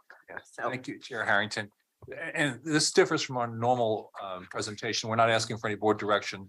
The Chair Harrington asked, we just provide the results, which is what we're going to do. And it provides just a ability to facilitate any conversation the board might need to have about what's happened in the election. I'm joined by Dan Forrester, who is our election manager, and Aaron Doyle, who is feeling a little under the weather. So she decided to spare us her germs. thank you. Participate remotely. And she's going, I'll eat your candy. No, savor candy. So I'll pass it to Dan, who will begin the introduction, and then we'll pass it to Aaron, who will give you the results, and then I will talk a little bit about some of the measures that passed. Dan. Thank you, Tom, and good afternoon, Chair Harrington and Board of Commissioners. For the record, my name is Dan Forrester, Elections Manager at Washington County Elections Division. And we're pleased to present this report on the unofficial results of the general election. I wanted to give a couple of statistics before we get started. We had approximately 65% turnout for this election. This is, that was about 257,000 ballots cast and processed by our elections team. And this is slightly less than the average in the last three midterms. We typically see around 69 to 70%, so just slightly below average. The purpose of this report is to provide the board with information regarding the results of the November 8th, 2022 election to facilitate board discussion regarding potential work plan changes that the board may wish to consider. And I want to note that the results that we're providing today are preliminary and subject to change. The final certification is next Monday, December 5th. And at that time, the results will be final. So we'll begin with a discussion of Washington County's federal representatives, the statewide results, governor and legislature, Washington County's state representatives, local mayors, other local elections, and statewide measures. Aaron Doyle is going to give us a report on the first five, and then Tom will talk about the last one. We have here a relevant quote from President Barack Obama. Everybody is sad when their side loses an election, but the day after, we have to remember that we're all actually on one team. We're one United States of America. And I will advance it. Aaron, I'll just advance the slides for you. Thank you so much, Dan. Good afternoon, commissioners. Erin Doyle, your Senior Government Relations Manager. I appreciate the hybrid nature. None of you would like to have viral infections, I'm assuming. So the first slide here is going over the federal representatives that were elected. The map was put together. All of the maps have been put together by the Elections Department because they are very good at creating maps with boundaries to kind of identify where new districts are. In Oregon, we were awarded after the census one new additional U.S. House of Representatives seat, and that is reflected in District 6. So overall, in the federal elections, U.S. Senator Ron Wyden is unofficially returning to represent us in the Senate. Suzanne Bonamici will be returning to represent us in the House of Representatives, but we are adding Representative Andrea Salinas, who picks up the southeastern corner of Washington County as part of the newly created District 6, which stretches down into Yamhill and Marion counties and over from Clackamas County as well. So there is a new member of the U.S. House of Representatives. However, she has served in the state house as a representative in the general areas. She is very familiar with Oregon politics. She just needs to learn Washington County. So we are already working with our team at Van Scoyoc to create the best methodology for teaching her about what Washington County does, who we are, and what our needs are, so she can continue to represent us, as she has a heavy portion of her population located in Washington County, in Tigard and Tualatin. Next slide, please. So this slide needed a little updating because over time more election results have come in. Again, repeating what Dan said, these election results are unofficial and some of these races are too tight still to be considered called by the news media, and nothing is called until official election results are finalized, which will happen next month. But it is presumed that Tina Kotek will be serving as our governor. The Oregon State Senate is now expected to be a 17 to 12 to 1. Democrats to Republicans to independent. That independent tends to vote Republican. The Oregon House is now expected to be a 35-25 House, which means that in the Senate, there is no supermajority for either party, which means that any revenue raising vote will require them to reach a compromise where they can receive votes from both parties, because a supermajority is required for any revenue raising legislation that might need to be passed. For example, if they need to raise revenue to build a bridge across a river that goes from one state to another, that would require a supermajority of the votes, and therefore without a supermajority from one party, there has to be compromise. The Oregon House of Representatives probably has maintained their supermajority, but that is not necessarily accurate until we know what the final results are. So next slide, please. Again, thank you for the wonderful maps. These maps reflect the new Senate districts for Washington County, Senate District 16, and a number of the districts on the eastern edge, 14, 13, and 19, all cross over into other counties, but we only showed the Washington County portions of the district. For ease of reading, we put new members to the Senate in italics, returning members in bold, Democrats in blue, Republicans in red, very creative coloring there. I would note that only Aaron Woods is new to the legislature as a body. He has never served in the Oregon State Legislature. The rest of the new senators will be coming over from the Oregon House chamber. As was reported in the GR memo last week, it is likely that Senator Wagner will serve as the Senate president, and that Senator Lieber will become the Senate majority leader, and that Senator Steiner Hayward will likely continue as the co-chair of the Ways and Means Committee, which means that there is a lot of folks who have a lot of our interests as part of their shared constituency in positions of power. So We will have some important work to do to make sure that they hear what we need so they can bring back what their constituents and community needs as well, but are well positioned to do that for us. Next slide, please. Again, new members in italics, returning members in bold. However, I would note that these House districts look really different than they did 2 years ago. So all House members are up every 2 years. Forgot to mention on the last slide, senators are only up every 4 years, but due to retirements and redistricting, we had more senators up for re-election than has been the pattern in the past.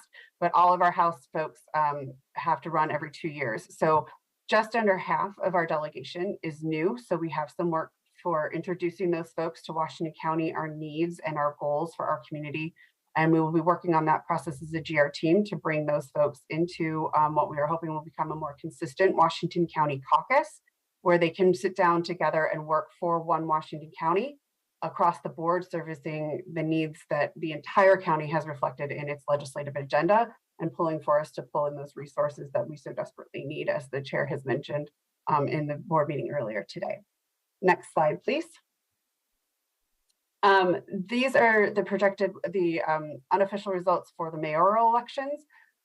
There were 7 up in November, and as you can see, 3 of them are new as serving in the role of mayor. However, none of them are new to city government. All of, even the new mayors have served previously on city council. And that is, so 7 mayors are up for election out of the 16 cities that have a portion of their boundaries within Washington County. Next slide, please. Overall, as you can see, 3 out of the 7 are new. Of the city council seats that were up for election, 22 will be new. So that is a pretty large number of folks who were just recently elected who will be new to the process of city government. Therefore, there will be a need for us to continue our outreach, not just to the state level, but at the local level, so that they know who counties are and what we do and how we all work together to serve the needs of all of our shared community. But I will point out that these are the reflect the election results from the November election.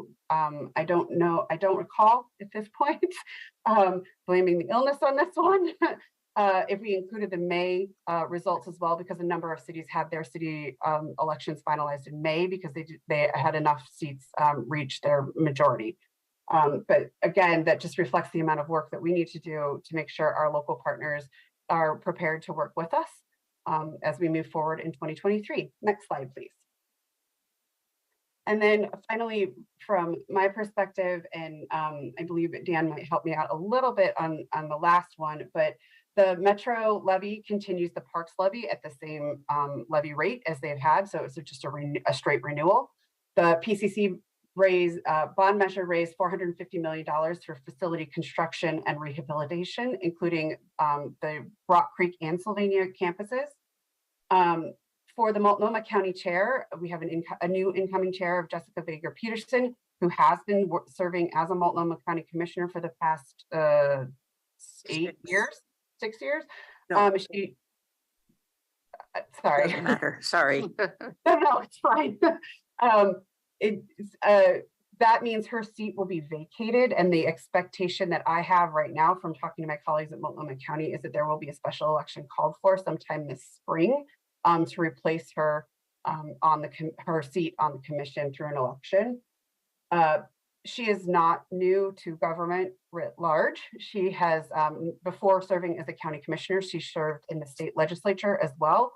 She has worked really closely, I think, with many of our board members on transportation issues, but will be expanding her horizons beyond just transportation to take on the role of a chair. And then finally, as you've all heard, the Portland Charter Amendment was passed this year based on the unofficial results. And it does 3 main things. It reformats the city's commission style of government to a new type of hybrid strong mayor, but also city administrator format to be running the bureaus.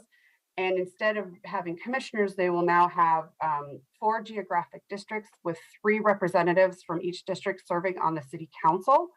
And each of those, their elections will now be handled using a ranked choice voting, which if you have questions about, I believe Dan is prepared to answer.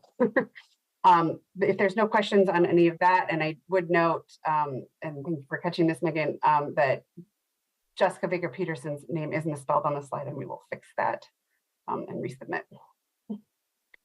If there's nothing further, I'll turn it over to Tom to take up the statewide measures. Could we just clarify on the Portland Charter Amendment, the time frame by which that takes effect? Really leading to my question of in which election cycle will ranked choice voting need to be implemented to support that portion of the city of Portland that is in Washington County? So I believe it's a 2-year time frame. I'd have to get back to you on the first election. Well, at least will- it's not next year. Correct. From what I have read, it is November 2024's election will be the first impacted election, 18 months to get everything finalized, and then that'll be the first election. We have a little time. I will say that we will probably be working closely with Multnomah County to administer that election, just due to the nature of ranked choice voting. Yeah, and we only have 1,100 voters in the city of Portland in Washington County, so it makes sense that it should be centralized with Washington County. But I have Hold on. confidence that we'll be as proud of your voter education and outreach here in Washington County for those 1,100 as Multnomah County will be for their coverage in Portland. I know you'll do a good job. I second that as one of those 1,100.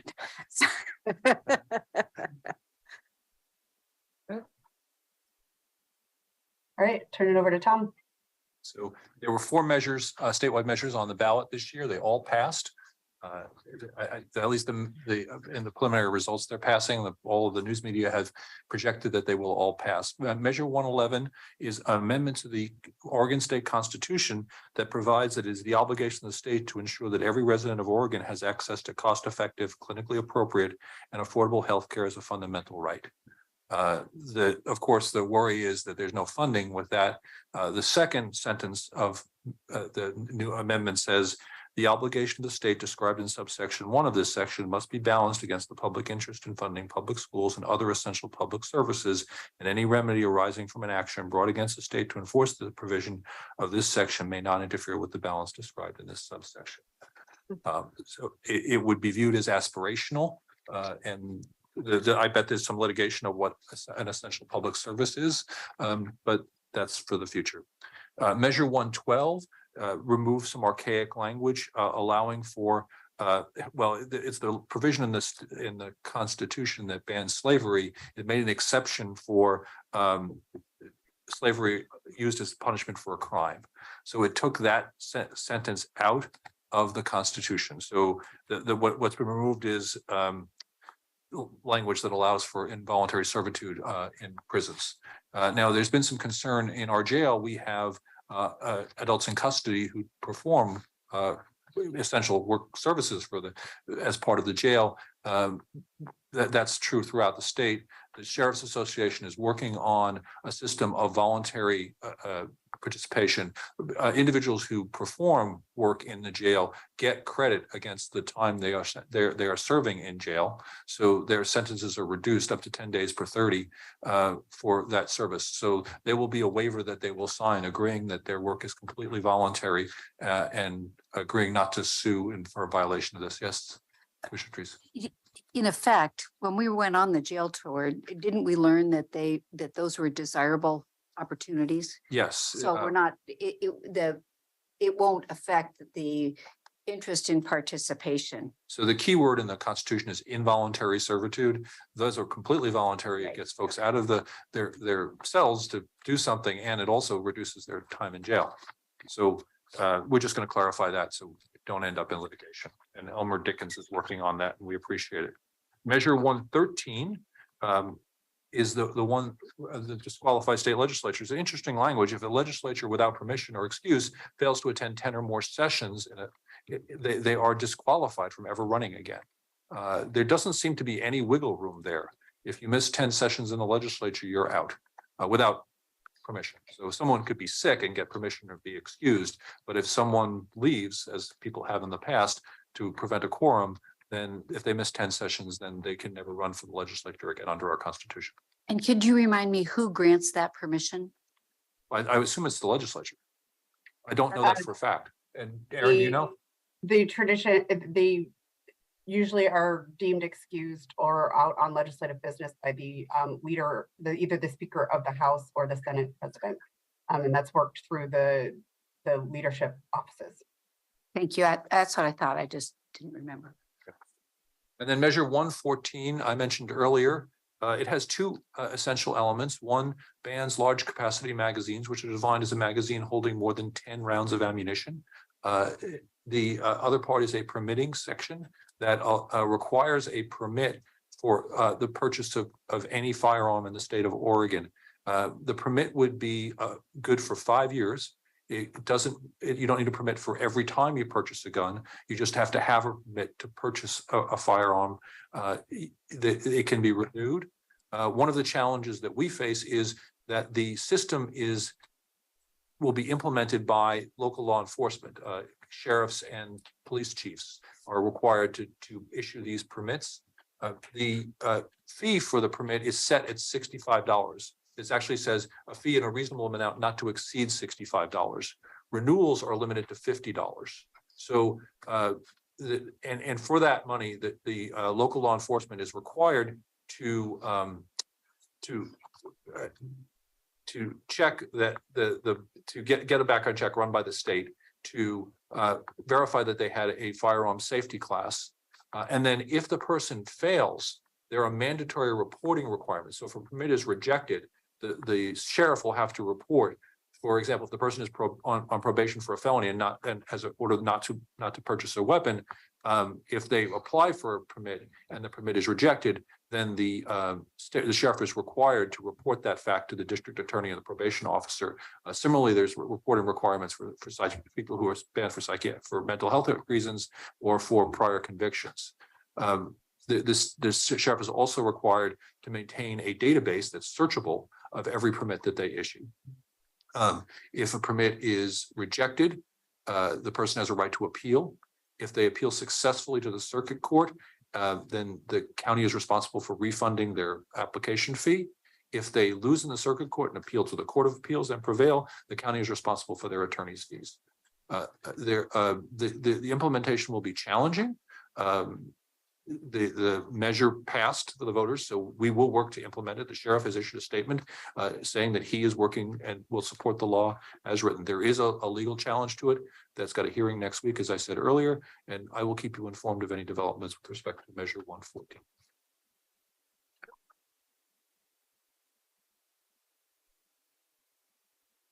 That's our presentation.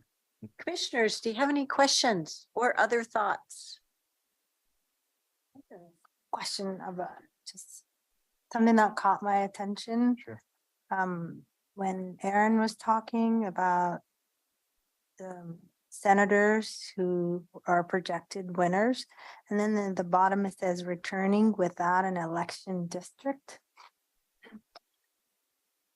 Let's see, I believe that was. I think it's That slide Commissioner 8. Fye is really simple. The senators serve 4-year terms. So that senator was not up for election this time. So we just wanted to make sure that we had covered all of the senators who serve Washington County. So But she's in a different district, right? no, that was just an overrun of the typing. Oh, She's returning without having to run for election because her term wasn't up. All of the So- other ones were either their term were up or they were like Senator Sullivan, who was appointed during this and had to run for election because she was appointed during the last 2 years. The column header is Senate District and returning without election, if that helps. It's not to be read as a sentence. So it's. I'll Senate ask District Court. differently. I'm Okay. thinking of different question. Kate Lieber, Senator Lieber was in Washington County. If she continues, her then district continues to be. Her district is still with it? I thought she was Yes. district out. No, It's still in, A portion of her district is still located within Washington County. It's a very small but important part of District 14. yeah, I see it. You can see we have it up on the screen. Mhm. And that seat was not open this election cycle. Correct. So this is the full slate of senators for Washington County, the geography of Washington County. Only a The comment. majority of her population is no longer located in Washington County, but she still does have a portion of Washington County electorate in her district, if that helps clarify. Do we answer your question? And she was in District 15, right? Like, The numbers have all changed as the Changed? redistricting changed all Okay. the numbers as well, which is why the map we thought would be helpful because none of the numbers make sense anymore. One comment, one question. Comment is that things went very smoothly from the outside appearing. I mean, you had your results up very quickly. I understand it regular because of the way we vote and the postmarks. So good job. My question is, were there any inordinate amount of protests or incidents around any of our facilities, or any issues that we should know about other than what we may have heard through the press? And was there anything that came up? There were no protests. We were well prepared Good. in the event that anything like that should come up. Thanks. Double good job. So I will bring our attention back to slide 11, where it was highlighted that 22 out of 36 city council members are new to that role. And therefore, it means they are likely new to the relationship between cities and counties and our partnership there in service to community. So we had talked about in Q1 having training sessions for mayors and city councils on what is Washington County and what is Clean Water Services. I believe Clean Water Services is covered already, as has been previously shared. I'm leading up to the question about our role. It's my understanding that the overview of what is Washington County was the presentation that was provided to ACRE at the November 7th meeting. I recently inquired because that material has not been shared yet with the committee members. And in reviewing this and recognizing that, oh, we need to get our 2023 act together for engaging with city councils, I'm really curious about those materials as they flashed by that evening. So I think this is a topic that we should regroup on sometime in December or no later than the roundtable in January, so that we are all pulling together in making sure that we're doing our part with our peer elected officials. So I would, Chair, I would, in response to that, suggest a different version, given time. That was a very high level condensed version, and I don't know how helpful it may be to new elected officials. So we'll plan on for a January roundtable, have a draft of a more extensive presentation so the board has opportunity to provide input. Yeah, I'm not meaning to imply that what you showed was the targeted, rather we'd previously talked about the need for such a thing, and seeing this just causes me to ask, so what's being planned for? And I figured I would take a stab at a minimum, we've got to do something by thus and such. So yet another thing that will lead to our ultimate success with partners. And I would like to just know when that might be coming. And the reason I'm thinking about it is the place that I interact a lot is through the PAB meetings, where there's a lot of different city council people there and mayors, and it would be just, I want to be prepared if they ask him. So I think Ms. Angie will get back to us no later than the January roundtable, It's a great idea. Yeah. So thank you. or at least that's what I thought. Yes, that is what you heard. I better eat more chocolate. Thank you to the three of you for giving us this baseline. Really helpful. And again, congratulations Thank you. Yeah. And we know that things will continue to be great for our next major elections in 2024. Yeah. All righty, our last topic for this work session is another big one, climate action plan scoping update. So we'll turn it over to David Martinez, Robin Strawn, and Marie Bowman Davis. Welcome. Guys are leaving me with all this dangerous candy. Welcome. Hello again, David Martinez with the CAO office. I'm Robin Strawn. Here, you can each have your own microphone. There you go. Robin Strawn, she, her, hers, County Sustainability Manager. Marie Bowman Davis, she, her, hers, Public Health Division Manager and local appointed Public Health Administrator. Thank you for having us here today. We'll go as quickly as we can. Actually, we kind of caught up on time, so we're doing okay. So here's an overview of today's presentation. I'll briefly review the recent board focus on climate change. After that, we'll review some key terms on climate action. Then we'll share information about county work currently underway addressing climate change in our organization and the community. We'll highlight connections to public health in this space. And then I'll share background and options for climate action planning. And we'll wrap up with some next steps.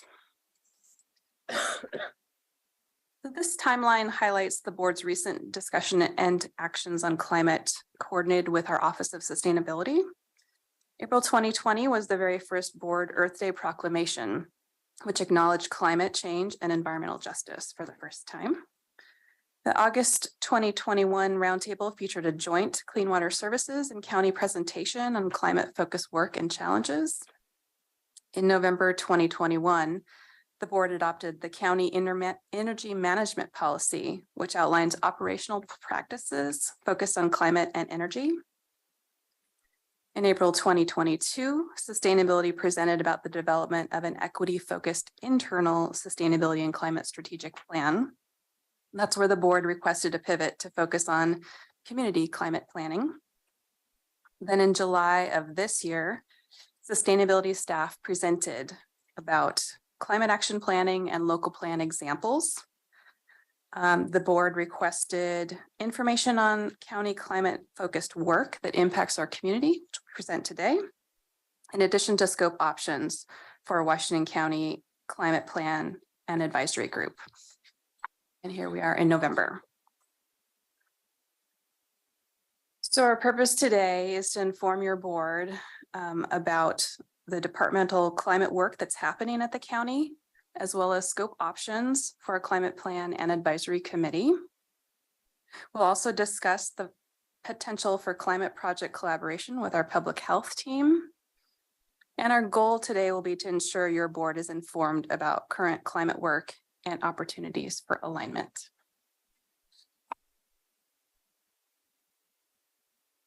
In the context of today's discussion, the scoping is very high level and foundational. We're sharing the boundaries of projects, looking at best practices, providing an overview of the financial and staffing resources needed to conduct this type of project, timelines, deliverables, community engagement, and types of advisory groups that you may want to consider.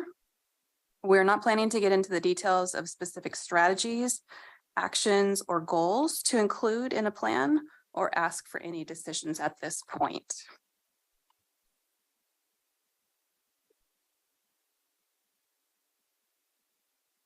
So this is an expanded overview of the terms we shared last time we presented to your board. An updated climate action plan key terms document is included in today's board packet. I want to make sure we're all on the same page and clear on the various aspects of the project we're discussing today. A few key terms that I want to highlight are a greenhouse gas inventory. This involves quantifying the emissions using documented standard data collection and analysis. This is the basis for all climate action plans and can be done at the organizational and community scale. Mitigation includes those actions that reduce emissions to address the source of climate change and lessen the severity of climate impacts. And adaptation involves making changes to our current processes to help us live with the impacts of a changing climate or adjust to the new conditions we're seeing. Are there any questions before I move on?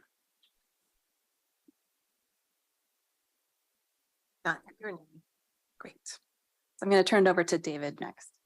Yeah, I just want to say a few words to introduce this next part. Again, David Martinez with CAO office.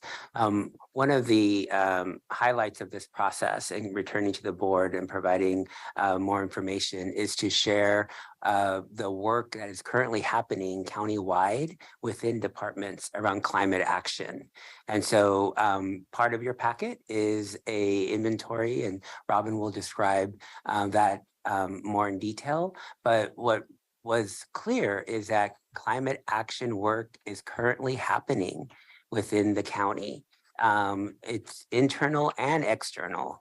And I think part of our learning is that when we talk about climate action and the need to move forward is to also recognize the departments that are currently, as part of their services and programs and their activities, have climate action as one of their goals. And as a result, and just to be clear, as far as the adjustment in this presentation, we're happy that Marie is here with us, because part of this process, we learned about the opportunity with public health. So with that, I'll just turn it over to Robin. Thanks, David. So currently, county departments are working to address the impacts of a changing climate, to plan for future climate action, and to respond to climate-driven events. In today's board packet, we've included a Climate Action Overview 2022 document that includes the latest data we have available, showcasing key climate strategies and programs underway, as well as future opportunities. Development of the overview required cooperation and input from all county departments to highlight this important work. Our team organized it into actions that are operational, such as office energy use and business travel. Those that are felt directly in the community, like the addition of sidewalks and community waste prevention. And those that have both operational and community components, for example, county procurement. So Commissioner Willie had some questions about this overview, so I'm going to insert the responses here, so you have that background information. First, how much does TriMet Pass program cost the county, and how much is the program utilized by employees? Washington County spent $177,203 in the current fiscal year on passes for eligible employees. That equates to $105.14 per pass for 1,672 employees. We don't have ridership data for 2022 yet, but we're working to get that right now. In 2019, so pre-COVID, hard to know how this equates, but 11% of all employee commute trips were via transit. This program helps meet state and federal requirements for clean air, meets the goals in our employee commute options trip reduction plan, and provides an equity benefit. The second question Teddy had was, what is toxic e-waste in the waste section? Our overview noted that the county manages electronic waste through a recycling and repurposing organization. Electronics are made with valuable materials that can be recycled into new products or refurbished. However, they also contain toxic materials such as lead, cadmium, and mercury. So by e-cycling, we're protecting our health by keeping these toxics out of the environment and landfill. These examples that I just discussed and in the document provide clear information about the county climate work that the county has control over and that meshes with the current county priorities and funding and capacity. This work may provide structure, strategies, and data for climate plans, and it can be built upon to meet future climate goals. The focus areas in the document and listed here are commonly included in climate action plans as areas that are the most meaningful for mitigating and addressing climate issues, though we realize there are additional areas not highlighted, such as natural systems. We also recognize that the county is working on many state mandated programs, long-term regional efforts, and other collaborative projects that can support climate positive actions. So our Public Health Division Manager, Marie Bowman Davis, will share examples of those in the next few slides. Thank you. So this slide on the left-hand side includes an image of the cover and the main topics on the right that were available in our regional climate and health report published in 2021, and it was co-authored by Washington County Public Health staff. I understand this report was referenced in the July 12th work session by Eric Lopreet, our Sustainability and Education Coordinator. So thank you, Eric. As stated in the report, the impact of climate change on health varies significantly by individual characteristics and community conditions. Black people, Indigenous people, Latinx people, and other people of color disproportionately experience the impacts of climate change. This is because climate change interacts with and worsens inequities in our communities that are often shaped by racism. Throughout this report, the groups most impacted, either due to individual or community vulnerability, are outlined for each health impact area. This report is also an example of the relationship between public health to climate change and health equity. For example, local public health authorities, such as Washington County, Oregon, are statutorily responsible under Oregon Administrative Rule 333-014-0550 to accept reports and investigate reportable diseases, disease outbreaks, or epidemics. So when we have climate events and we need to stand up heating and cooling shelters, our local public health administrator and our public health department and our programs, including our programs support emergency management and housing. This includes our programs such as public health emergency preparedness, disease control and prevention, environmental health, research, analytics, informatics, and data, emergency medical services, our strategy program, and our medical examiner's office. Next slide. Great, thank you. So on the left here, you have a graphic of the new governmental framework that was approved for public health activities throughout Oregon. This was approved by the Oregon State Legislature in 2015 under House Bill 3100. The right briefly summarizes the legislation and some of the related statutes. So as stated in the Public Health Modernization Manual that aligns with this framework, a modernized public health system will provide core public health functions and maintain the flexibility needed to focus on new health challenges, which include emerging infectious diseases, climate change, threats from man-made and natural disasters, and an increase in chronic diseases. This legislative public health modernized framework and inclusion of climate secured Oregon's place as a national leader. Our state investments in public health modernization have been incremental and have not reached full funding yet. However, in this current biennium, 21-23, Washington County Public Health received increased funding for both local and regional public health modernization efforts. This funding has supported investments in our foundational capabilities, as well as our programs, and has also provided us necessary financial resources to engage with and support community. So what kind of staffing has this provided us? This year, we've been able to add approximately a dozen staff through this modernization funding, including senior program coordinators, epidemiologists, data analysts, communication specialists. And these staff are actively engaging internally and externally to collaborate, to prepare 3 interrelated plans, which include metrics and accountability structures: our all hazards preparedness plan, our climate adaptation plan, and our health equity action plan. They also have programmatic responsibilities too.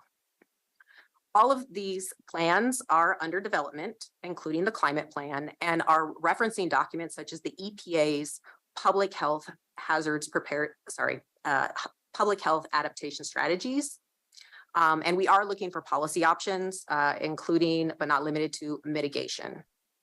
We also have a public health informatics supervisor that's supporting a Metro Technical Advisory Committee. Last thing I'll say is it important to note that public health modernization funds cannot supplant county general funds. However, we have been using them to expand staffing capacity as well as to support community engagement and enhance existing county investments internally in public health and throughout the county. We do anticipate this funding to continue to support efforts through at least June 30th, 2024. I'll turn it back to Bob. State funding to continue? These are all state funding. Okay, thanks. Yes. I just wanted to make sure I caught State that. funding. Thank you. Thanks. Thank you, Marie. So since the county is working to address climate issues, I want to revisit why a coordinated strategic climate action is important now. Climate action plans are designed to get input from the community so that the county and community can work together to address climate change impacts. As we have shared before, and Marie just referenced, historically marginalized populations in our community are being impacted by climate change now, and the county needs to prepare for future challenges. Scientists recommend coordination, planning, and dedication of sufficient financial resources to implement climate resilient local government policies to help slow the impacts of climate change and mitigate risk. This slide shows a word cloud made up of constituent emails received during 2022 that refer to climate change. The number of climate-related emails from county residents increased from less than 10 in 2021 to more than 50 so far in 2022. This indicates the need to show the community that the county is responding to the climate crisis. In our research, we found that other jurisdictions have adopted a board resolution as a guidepost for this work. Your board adopted a 2029 sustainability resolution, which could be built upon to help solidify and formally support climate work if you choose.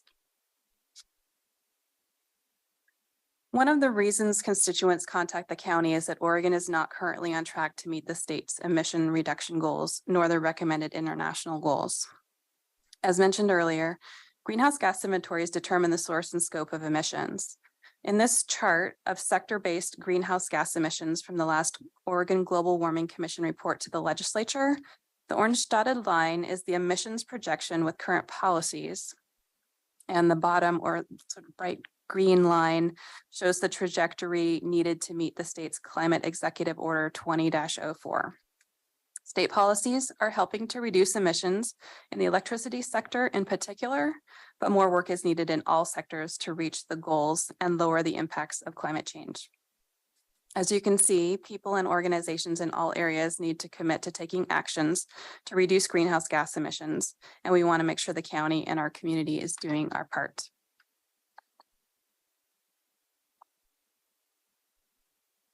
So before I share the climate planning scope options, I want to provide a little background on our research. Here I've highlighted the resources my team used for developing options for you today. So we surveyed the members of the Partners for Sustainable Washington County Community about their current and planned climate work, since coordination with our cities, special districts, and utilities will be critical. We heard from other public sector agencies who have recently adopted climate plans or have plans in development. We met internally with key county leaders to learn how to plan for resources to support this project and strategies for project success. And we've started discussions with public health to see how we can align with their climate and environmental health work. This potential for alignment and collaboration was brought to our attention very recently, so we have not had enough time to explore it fully. Please note that our staff has not engaged directly with the community to develop the scope options we are sharing today. We wanted to bring them to you for your consideration and deliberation before seeking any community input. So next, I'll share some overarching assumptions that will come into play with any of the plan options we discussed today. First, each plan will utilize an equity framework. This is critical for centering climate justice and helps ensure we are meeting the equity goals of the county. Second, any of our plans will include greenhouse gas inventories as well as climate mitigation actions to ensure we are reducing inputs to climate change. This supports climate and environmental justice in our community and helps us work towards state and federal goals. It also drives the need to bring in outside technical assistance for this project to ensure we are utilizing best practices in this industry and have independent quality control over our data. Third, this pairs with the Washington County Community Engagement Spectrum document included in your board packet. The level of community engagement increases from inform to collaborate or co-create, as the board suggested previously. Our plan options in the next slide will also increase in the amount of community engagement as we go from 1 to 3. Fourth, we'll be working to ensure these plans are aligned and coordinated with the county's community strategic planning process that is soon to get underway. And finally, these plans will be focused on actionable strategies and clear goals for addressing climate change. A key objective of the project will be to ensure the plan is something that we can implement over time and use to tap outside funding resources.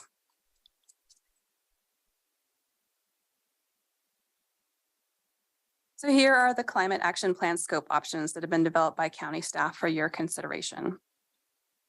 Plan option 1 includes the most basic type of plans, focused solely on the mitigation of greenhouse gas emissions to reduce the carbon footprint of the community.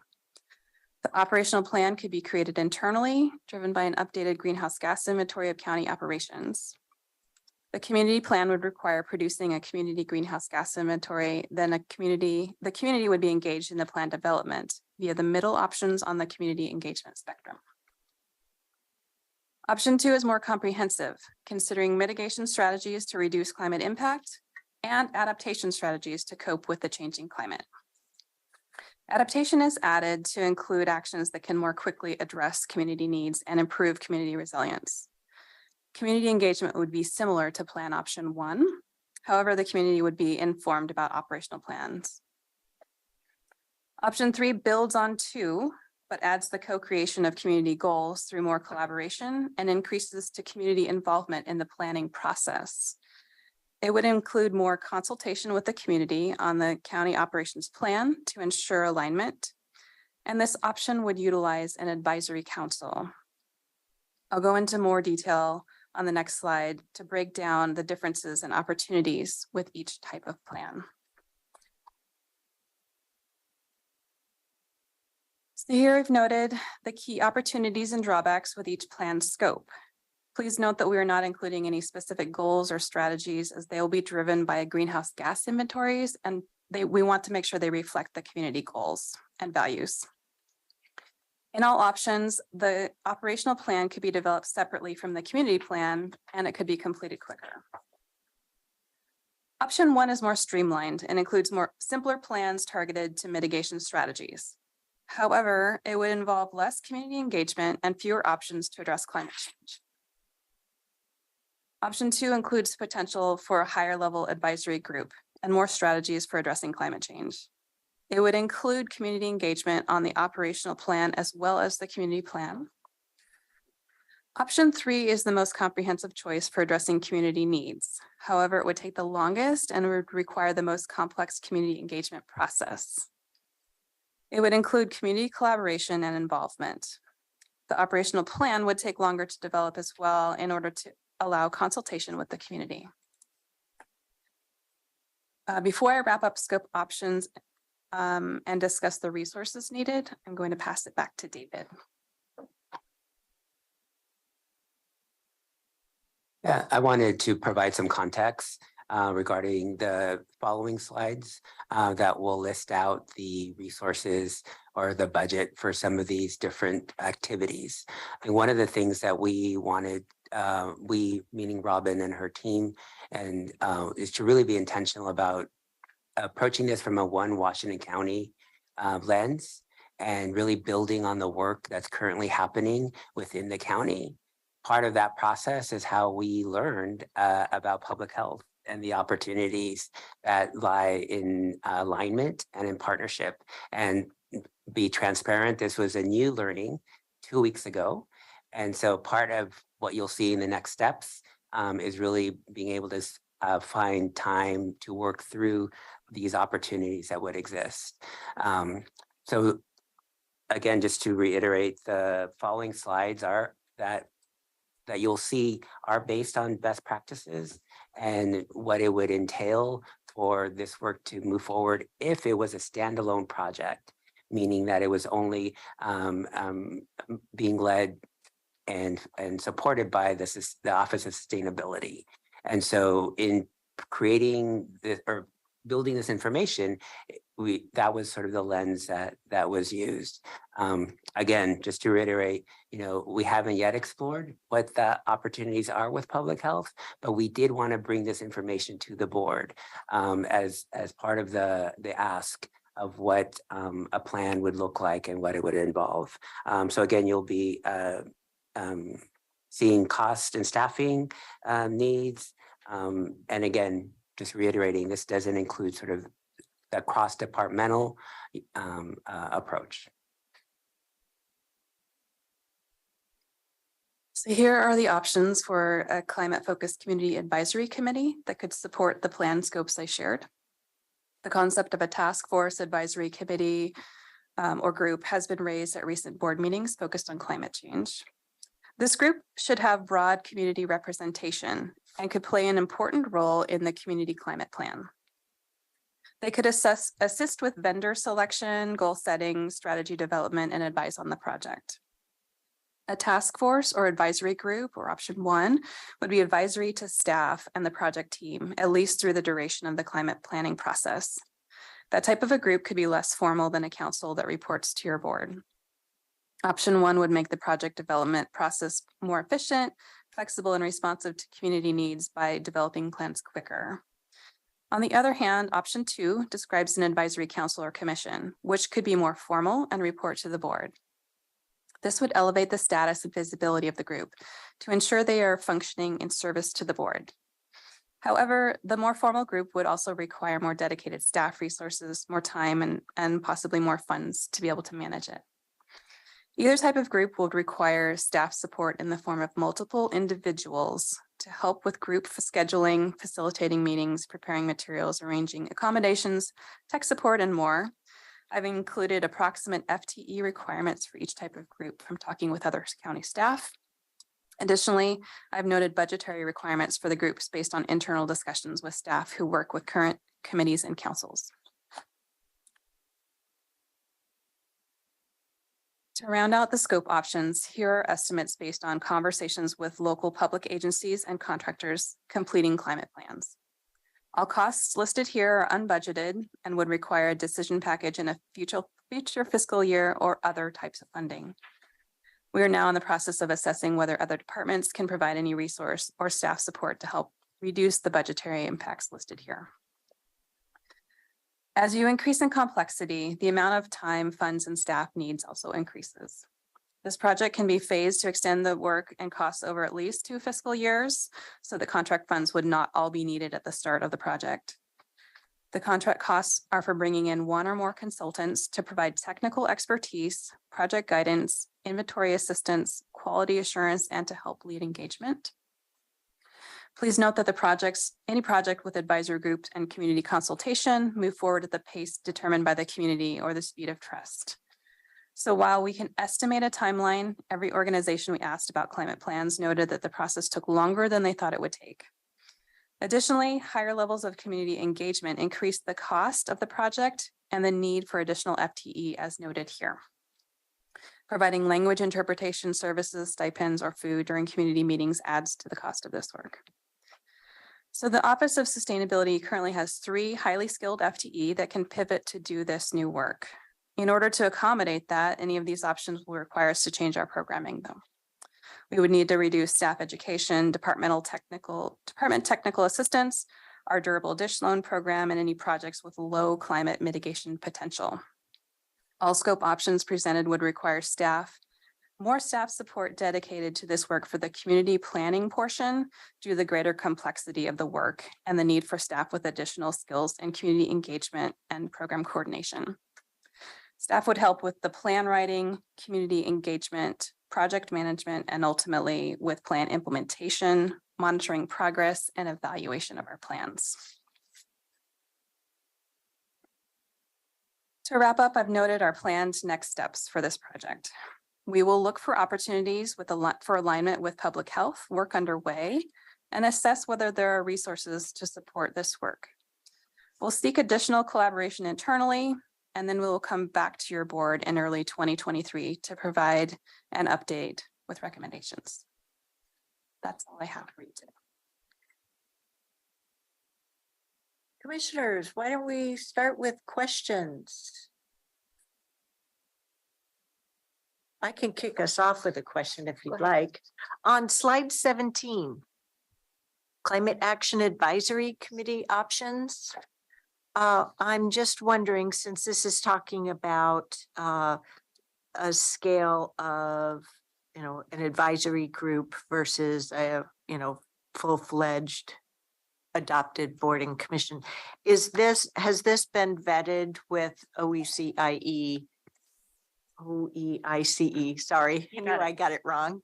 OEICE. Yes, the So this staff, is the yep, general the staff model? team did vet that with OEICE. Really, the most recent example we have to learn from what an advisory council option 2 on the screen would be is ACRE. And so that's really where the learning has occurred. The timing, not just from calendaring meetings, but to food, to stipends, and also ensuring Materials. the materials, also integration with iAgenda. We're in this learning, and so that's not just one FTE, but it's spread across multiple, but that's what we're. But it adds up anticipating. to a half Correct. of an FTE Yep. total? Yep. Yeah, okay. Could I? Yeah. On that question, so, yeah, I looked up the Public Health Advisory Committee, just to try to understand what they are in comparison to these. And they're board appointed, and it's an advisory committee to the board. So I assume that group would fit into number 2, for example, in comparison. And does that require the same amount of support? Did we look internally to see if that group required the same amount of support that would be in this number 2? I didn't investigate that one, but I looked at the Garbage and Recycling Advisory Committee, which I think would fall into that same group. That's a good idea. And yes. And not all of our board and commissions are organized to our standard practice of using iAgenda and whatnot, but we do require all new ones start there. Well, and I think maybe commission groups that are actively engaged in a critical issue might, and I think about GRAC as being one of those. So thank you for that. I didn't think about them. That answered my question. I have a similar question with along Robin, David, Marie, great presentations. The 0.5 FTE on this slide. If you go to the next slide, is that in addition to any of these options? No, that would be included within the +1, the bottom bullet on each of the ref costs. So it will be, for example, option 2, let's say option 2, we're looking at +1 FTE. That will be then, we're talking about 1.5 FTE. No, I'd be talking about 1. So that 0.5 would be part of that new FTE. I see. And then we would shift our work to cover the other 0.5. I want to be clear, shift means stopping certain internally facing current sustainability work and pivoting to this scope. Wait a minute. You're saying we need 1 FTE and then we'll also have staff that will be stopping something they're doing. Repurposing those staff. The plus- 3 of us would be repurposed to support this work primarily. And so in total, then this isn't 1 FTE, then we're talking about more than 1 FTE. So what are we talking about then? So what I'm talking about is you already have 3 FTE that can shift to support this work, but we would need the equivalent of another 1 FTE to really facilitate the projects. Does that make sense? And are some of the discussions looking at public health as supporting that additional work? I'm just asking for, so I understand, or are these all new dollars that would have to come out of general fund? Well, I think part of your answer is right there in the next steps. Yeah. spend the coming weeks and discuss. And that's why I use the word potential. Yeah. So that's one of the things that we're looking at potential, right? Yes, thank you, Commissioner Treese and Chair Harrington. Yes, so that is what we intend to do, is to have more opportunities to engage and look at to see what staff we have on our team that are already supporting, for example, our FAC. Our FAC staff member is supported currently by general funds, also supports our public health accreditation and some other efforts. So that staff potentially could provide some support if we were to look at having a public health advisory board or a subcommittee serve as part of the support structure for the committees. I do appreciate also the opportunity to look at our other staffing positions and the resources available. Modernization is not intended to be just internally focused. It is a state funding that it provides us flexible resources to support internally across the county, as well as support the community. I would like to note that the Public Health Advisory Board or Advisory Council is a statutory obligation of the local public health authority and has a specific role to advise the governing body, which is of the local public health authority, which is the board here, in terms of policy.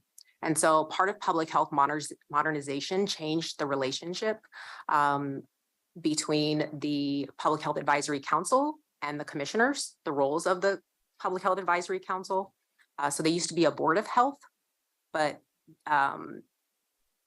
it's not a board of health that they're supporting. So it's more of a policy making, and that's outlined in statute. So I'd be happy to bring back some revisions that were made as part of public health modernization, the way our FAC supports the commissioners and how the commissioners support Washington County as the local public health authority. Thank you. So I'll start if you don't mind. Right ahead. I want to first start by thanking my policy assistant, Daniel Nava, for helping me revisit this topic. As noted in the presentation, this board has taken steps through prior work sessions and presentations from the Washington County team and Clean Water Services to better understand what climate work is all about and how we might proceed. I, for one, am quite mindful of the fact that the state legislature has set greenhouse gas targets for our state at least as far back as 2005, and took additional definition steps in subsequent legislative actions. And here we are 17 years later. Our region did an extraordinary amount of work on efforts to reduce greenhouse gas emissions from the transportation sector, but also looking at our land use, and the state legislature has not put its muscle behind that extensive work. So when it comes to the idea of studying GHG further, doing GHG inventories, I have to say, I just don't have the patience for it. What some of the comments that I'm about to share are very similar, if not a repeat, of what I shared with all of you back in July.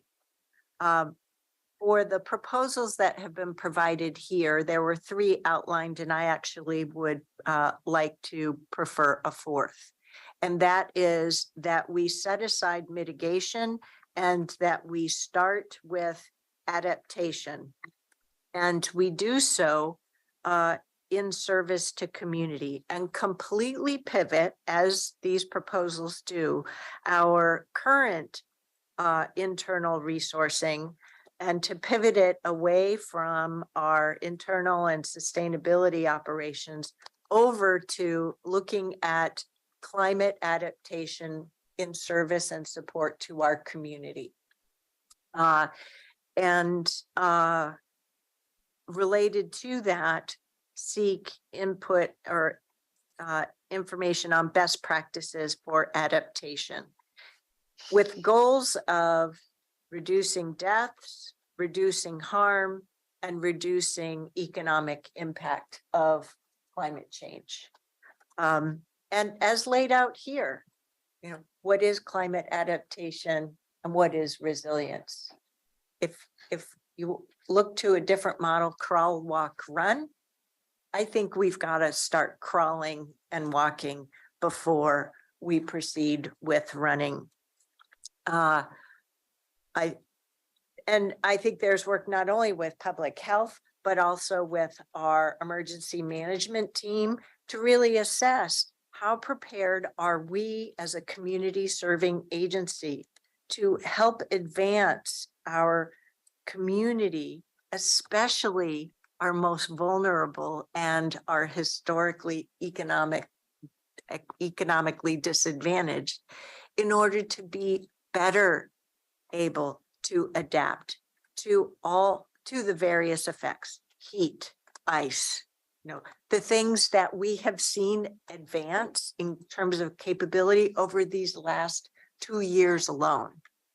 But really look at how we are going to take a serious look organizationally on where we stand. We may excel in some ways and we may have gaps in others. And to use a committee as a focus group, right?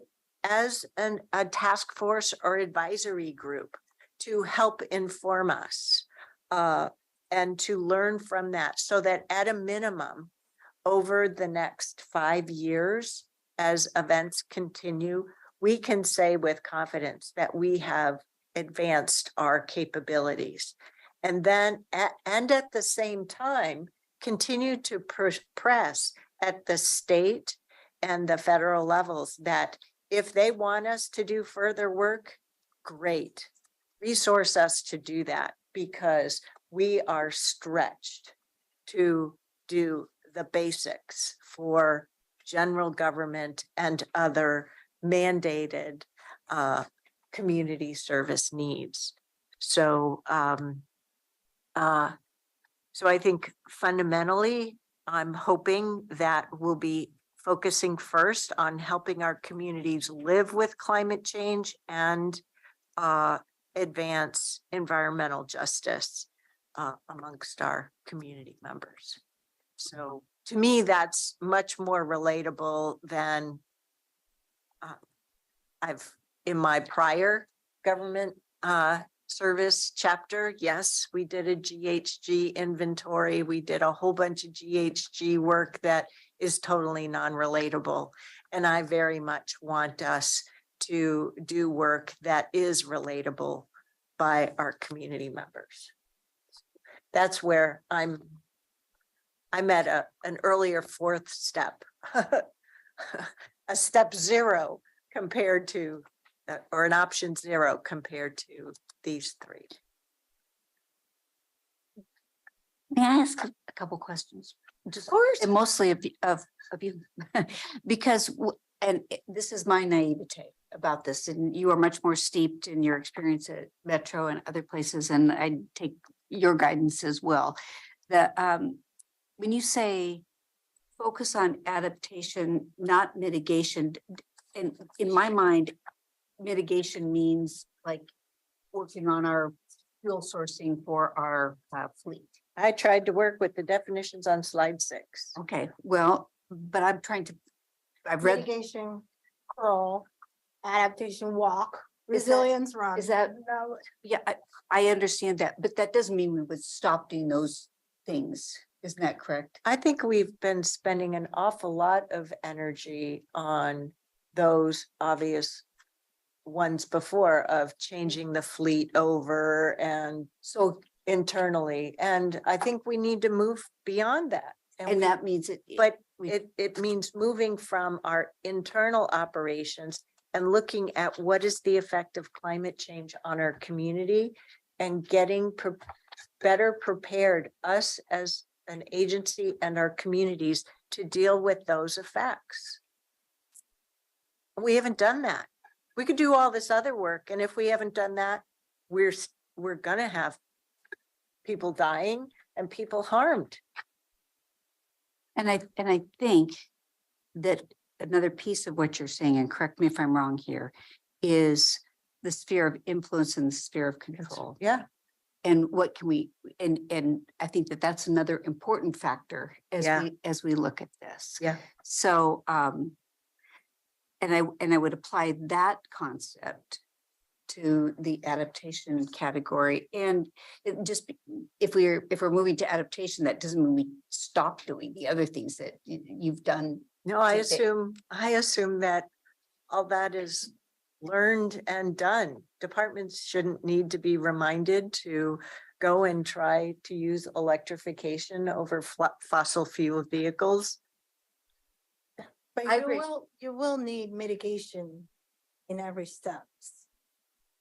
But I think Adaptation should be it's the just driving like factor. the next, you're gonna need mitigation in every steps to. Actions to reduce greenhouse gas emissions and address source of climate change. I'm saying let's first focus on changing processes to live with the climate change that we are living with today. My understanding is you can't. I think we have experts in this, so I'm not gonna pretend, but I don't think you can skip over mitigation and jump into the processes. But I'm not saying you could do one or the other. But Robin, what's your opinion on mitigation versus in terms of when do you need in every steps? And I'm asking your expert opinion, not necessarily your, what is the best practice, basically? Best. I don't want to put you in an uncomfortable Best position. practice is that any climate action plan has mitigation in it, period. Adaptation is not always included in a climate action plan. Bingo. So where would we put tree keepers in the work that they're doing? So For trees are one of those things that are in the Venn diagram of adaptation and mitigation. They're actually in the middle Okay, that's. because they're a little bit of both. But literally the amount of trees that you would need to add to Washington County to sequester the amount of carbon that we need to reduce is not terribly practical. So And I'm not. it's a one of many actions that can be taken. So it would be adaptation as well as it mitigates, Mitigate. but it's also adapting. It changing our can process. provide both, as long as you can plant big enough trees that actually provide shade and cooling. So it's not something that happens fast, like putting in an EV charging station is immediately usable. Tree doesn't exactly provide the same benefits when it's newly planted. So there's different, it's sort of a spectrum. So I think what I'm hearing is on slide with the three options. There's the three options. I hear the chair asking for another option, which is a climate. Those are three climate action plans and is asking for a climate adaptation plan as an option. But the important thing I think about what you said is the community engagement that addresses adaptation. Is that fair? Yeah, I said, yep. I'm clear in July too. Yep. Community's part of it. If I may, I'd like to offer that I think that's part of the benefit of us exploring additional conversations, because public health is charged with developing a climate adaptation plan, which centers equity, it centers metrics, health equity metrics, and all hazards planning. So it has all three of those. And I think that we would be able to help support sustainability with coming back with additional information and options for your board.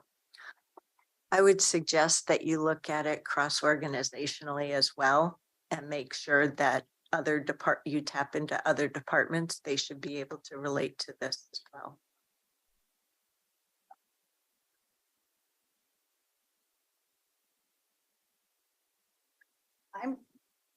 I think my comment is I think I don't really have problem with just focusing on mitigations. But I also want to see what you guys come back with the next steps and not put on another plan, but just wait and see what your learning is to come back. And so I'm comfortable with the next steps, is what I'm saying, to wait. And if we need to revisit and say, we need that option 0 or that third, fourth options, then we can have that conversation. I will say I'm in agreement with the chair that the idea of a task force and community focus is really important, as you know and heard. People were really asking. The reason why I'm hesitant on that option 0 is I do believe the best practices. I'm not sure how we can, not focus on the drivers of climate change. So that's my hesitation. Other than that,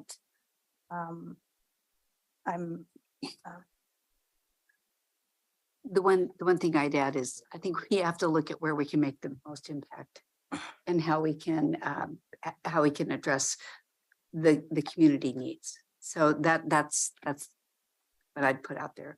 And I think that the biggest, again, that goes back to sphere of influence, sphere of control. And adaptation is where we do have that control. so a thumbs up for me for next steps, and as it is with these options. But So I'm not today thumbs up on moving forward with any expectation that we have any more resources for this than what we currently have from the 3 FTE. So I don't think we're in a position to take on more, given what we already know about our budget circumstances. So I'd like to see in the next steps coming up with an option on adaptation and setting up at least an advisory committee for that. And what can you do with the resources that you already have, Ms. Angie? I support no new dollars. And I think, and what that means to me is that we don't take more, but we look at what all of our resources are and see what opportunities we have to combine those. So I would, in contrast, I might not limit it to 3 if public health can support or if other departments can support. That's not for me to say. That's Yeah, okay. Well, I'm just saying that I'm looking forward to the new discussions. Commissioner Rogers?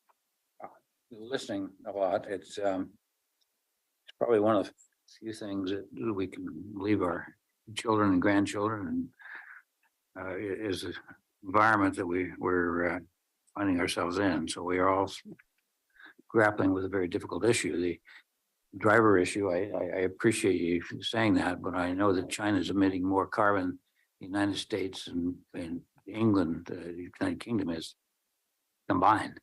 And they're building more coal plants every day than we'll ever be able to deal with. And so it's a very troubling issue when you look at it globally. And if we had big screens up in the air and their air didn't come this way, we could deal with it, but we are one universe. So it's very hard.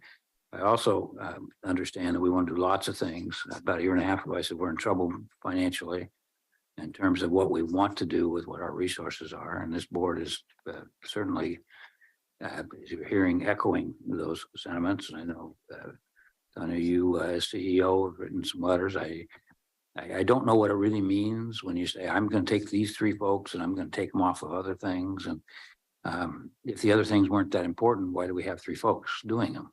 And you're gonna say, but they were important. Well, that means that there's a hole somewhere.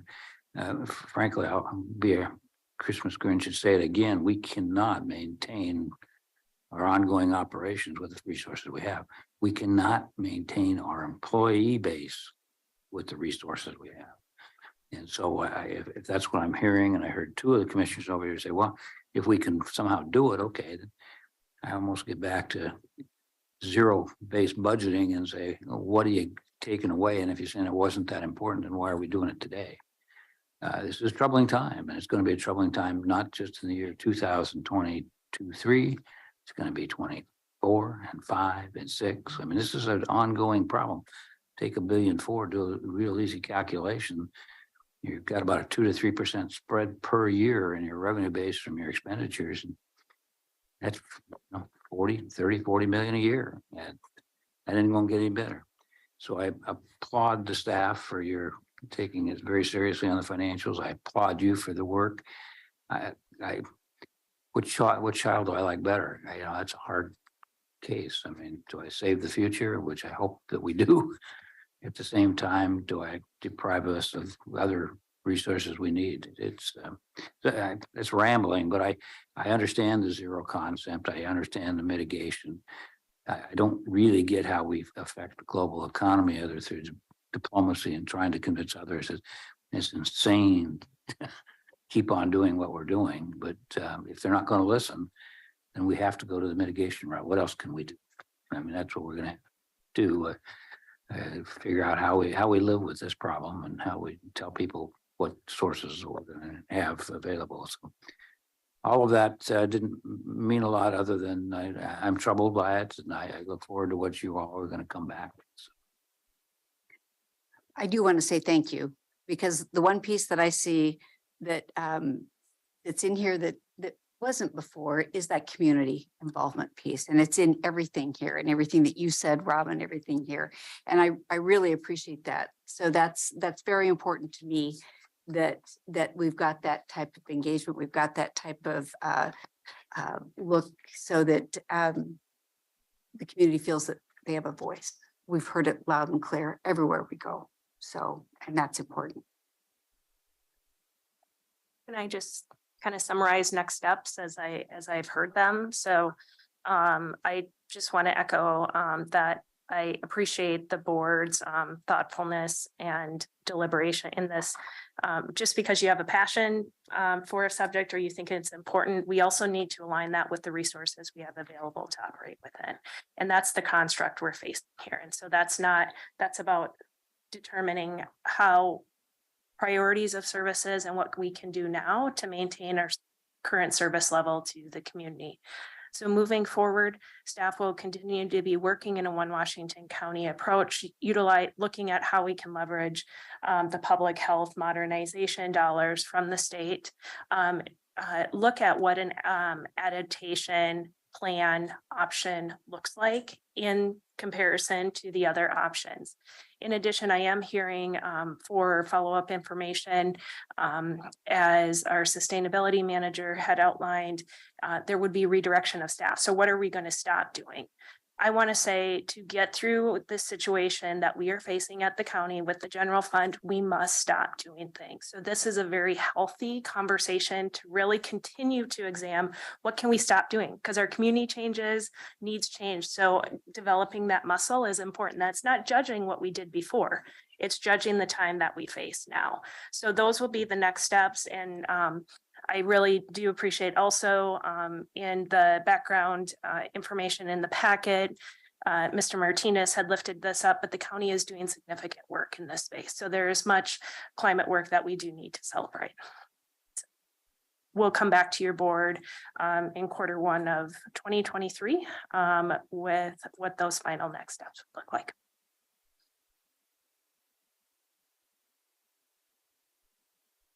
Great.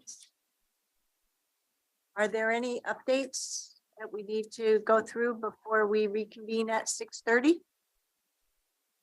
Okay. I'm not fast enough on the draw. I'm sorry. So just the Club Q statement has been added to your board agenda as an action item. Okay. And I forgot to mention earlier or to query, I've received an event in my inbox today that the presentation on elections with Aaron Doyle reminded me to raise. And it's a function on December 7th with regard to CRC. No, excuse me, the I-5 bridge crossing. Or whatever the Yeah, it's not proper Columbia term River. is. Yeah. Oops. I can't go. So I just wanted to highlight it to the three of you to see if When any is of it? you are interested or available. December 7th was an email that came through today. So Is it in the evening? Is that what it is? but it wasn't a calendar event, it's an email. Yeah, but it's in the, I was just looking at my. The calendar. event is,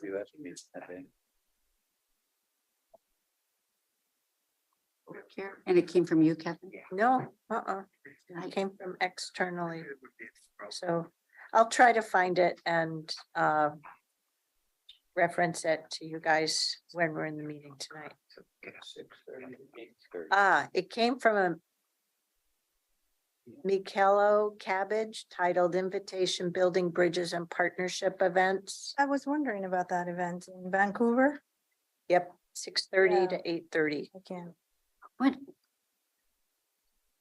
So, It's in Vancouver, Washington. yep, so I just wanted to mention that. Okay. I think that's it. And we'll see one another at 6:30. Thanks, Thank you. everybody. So how do you spell our first name?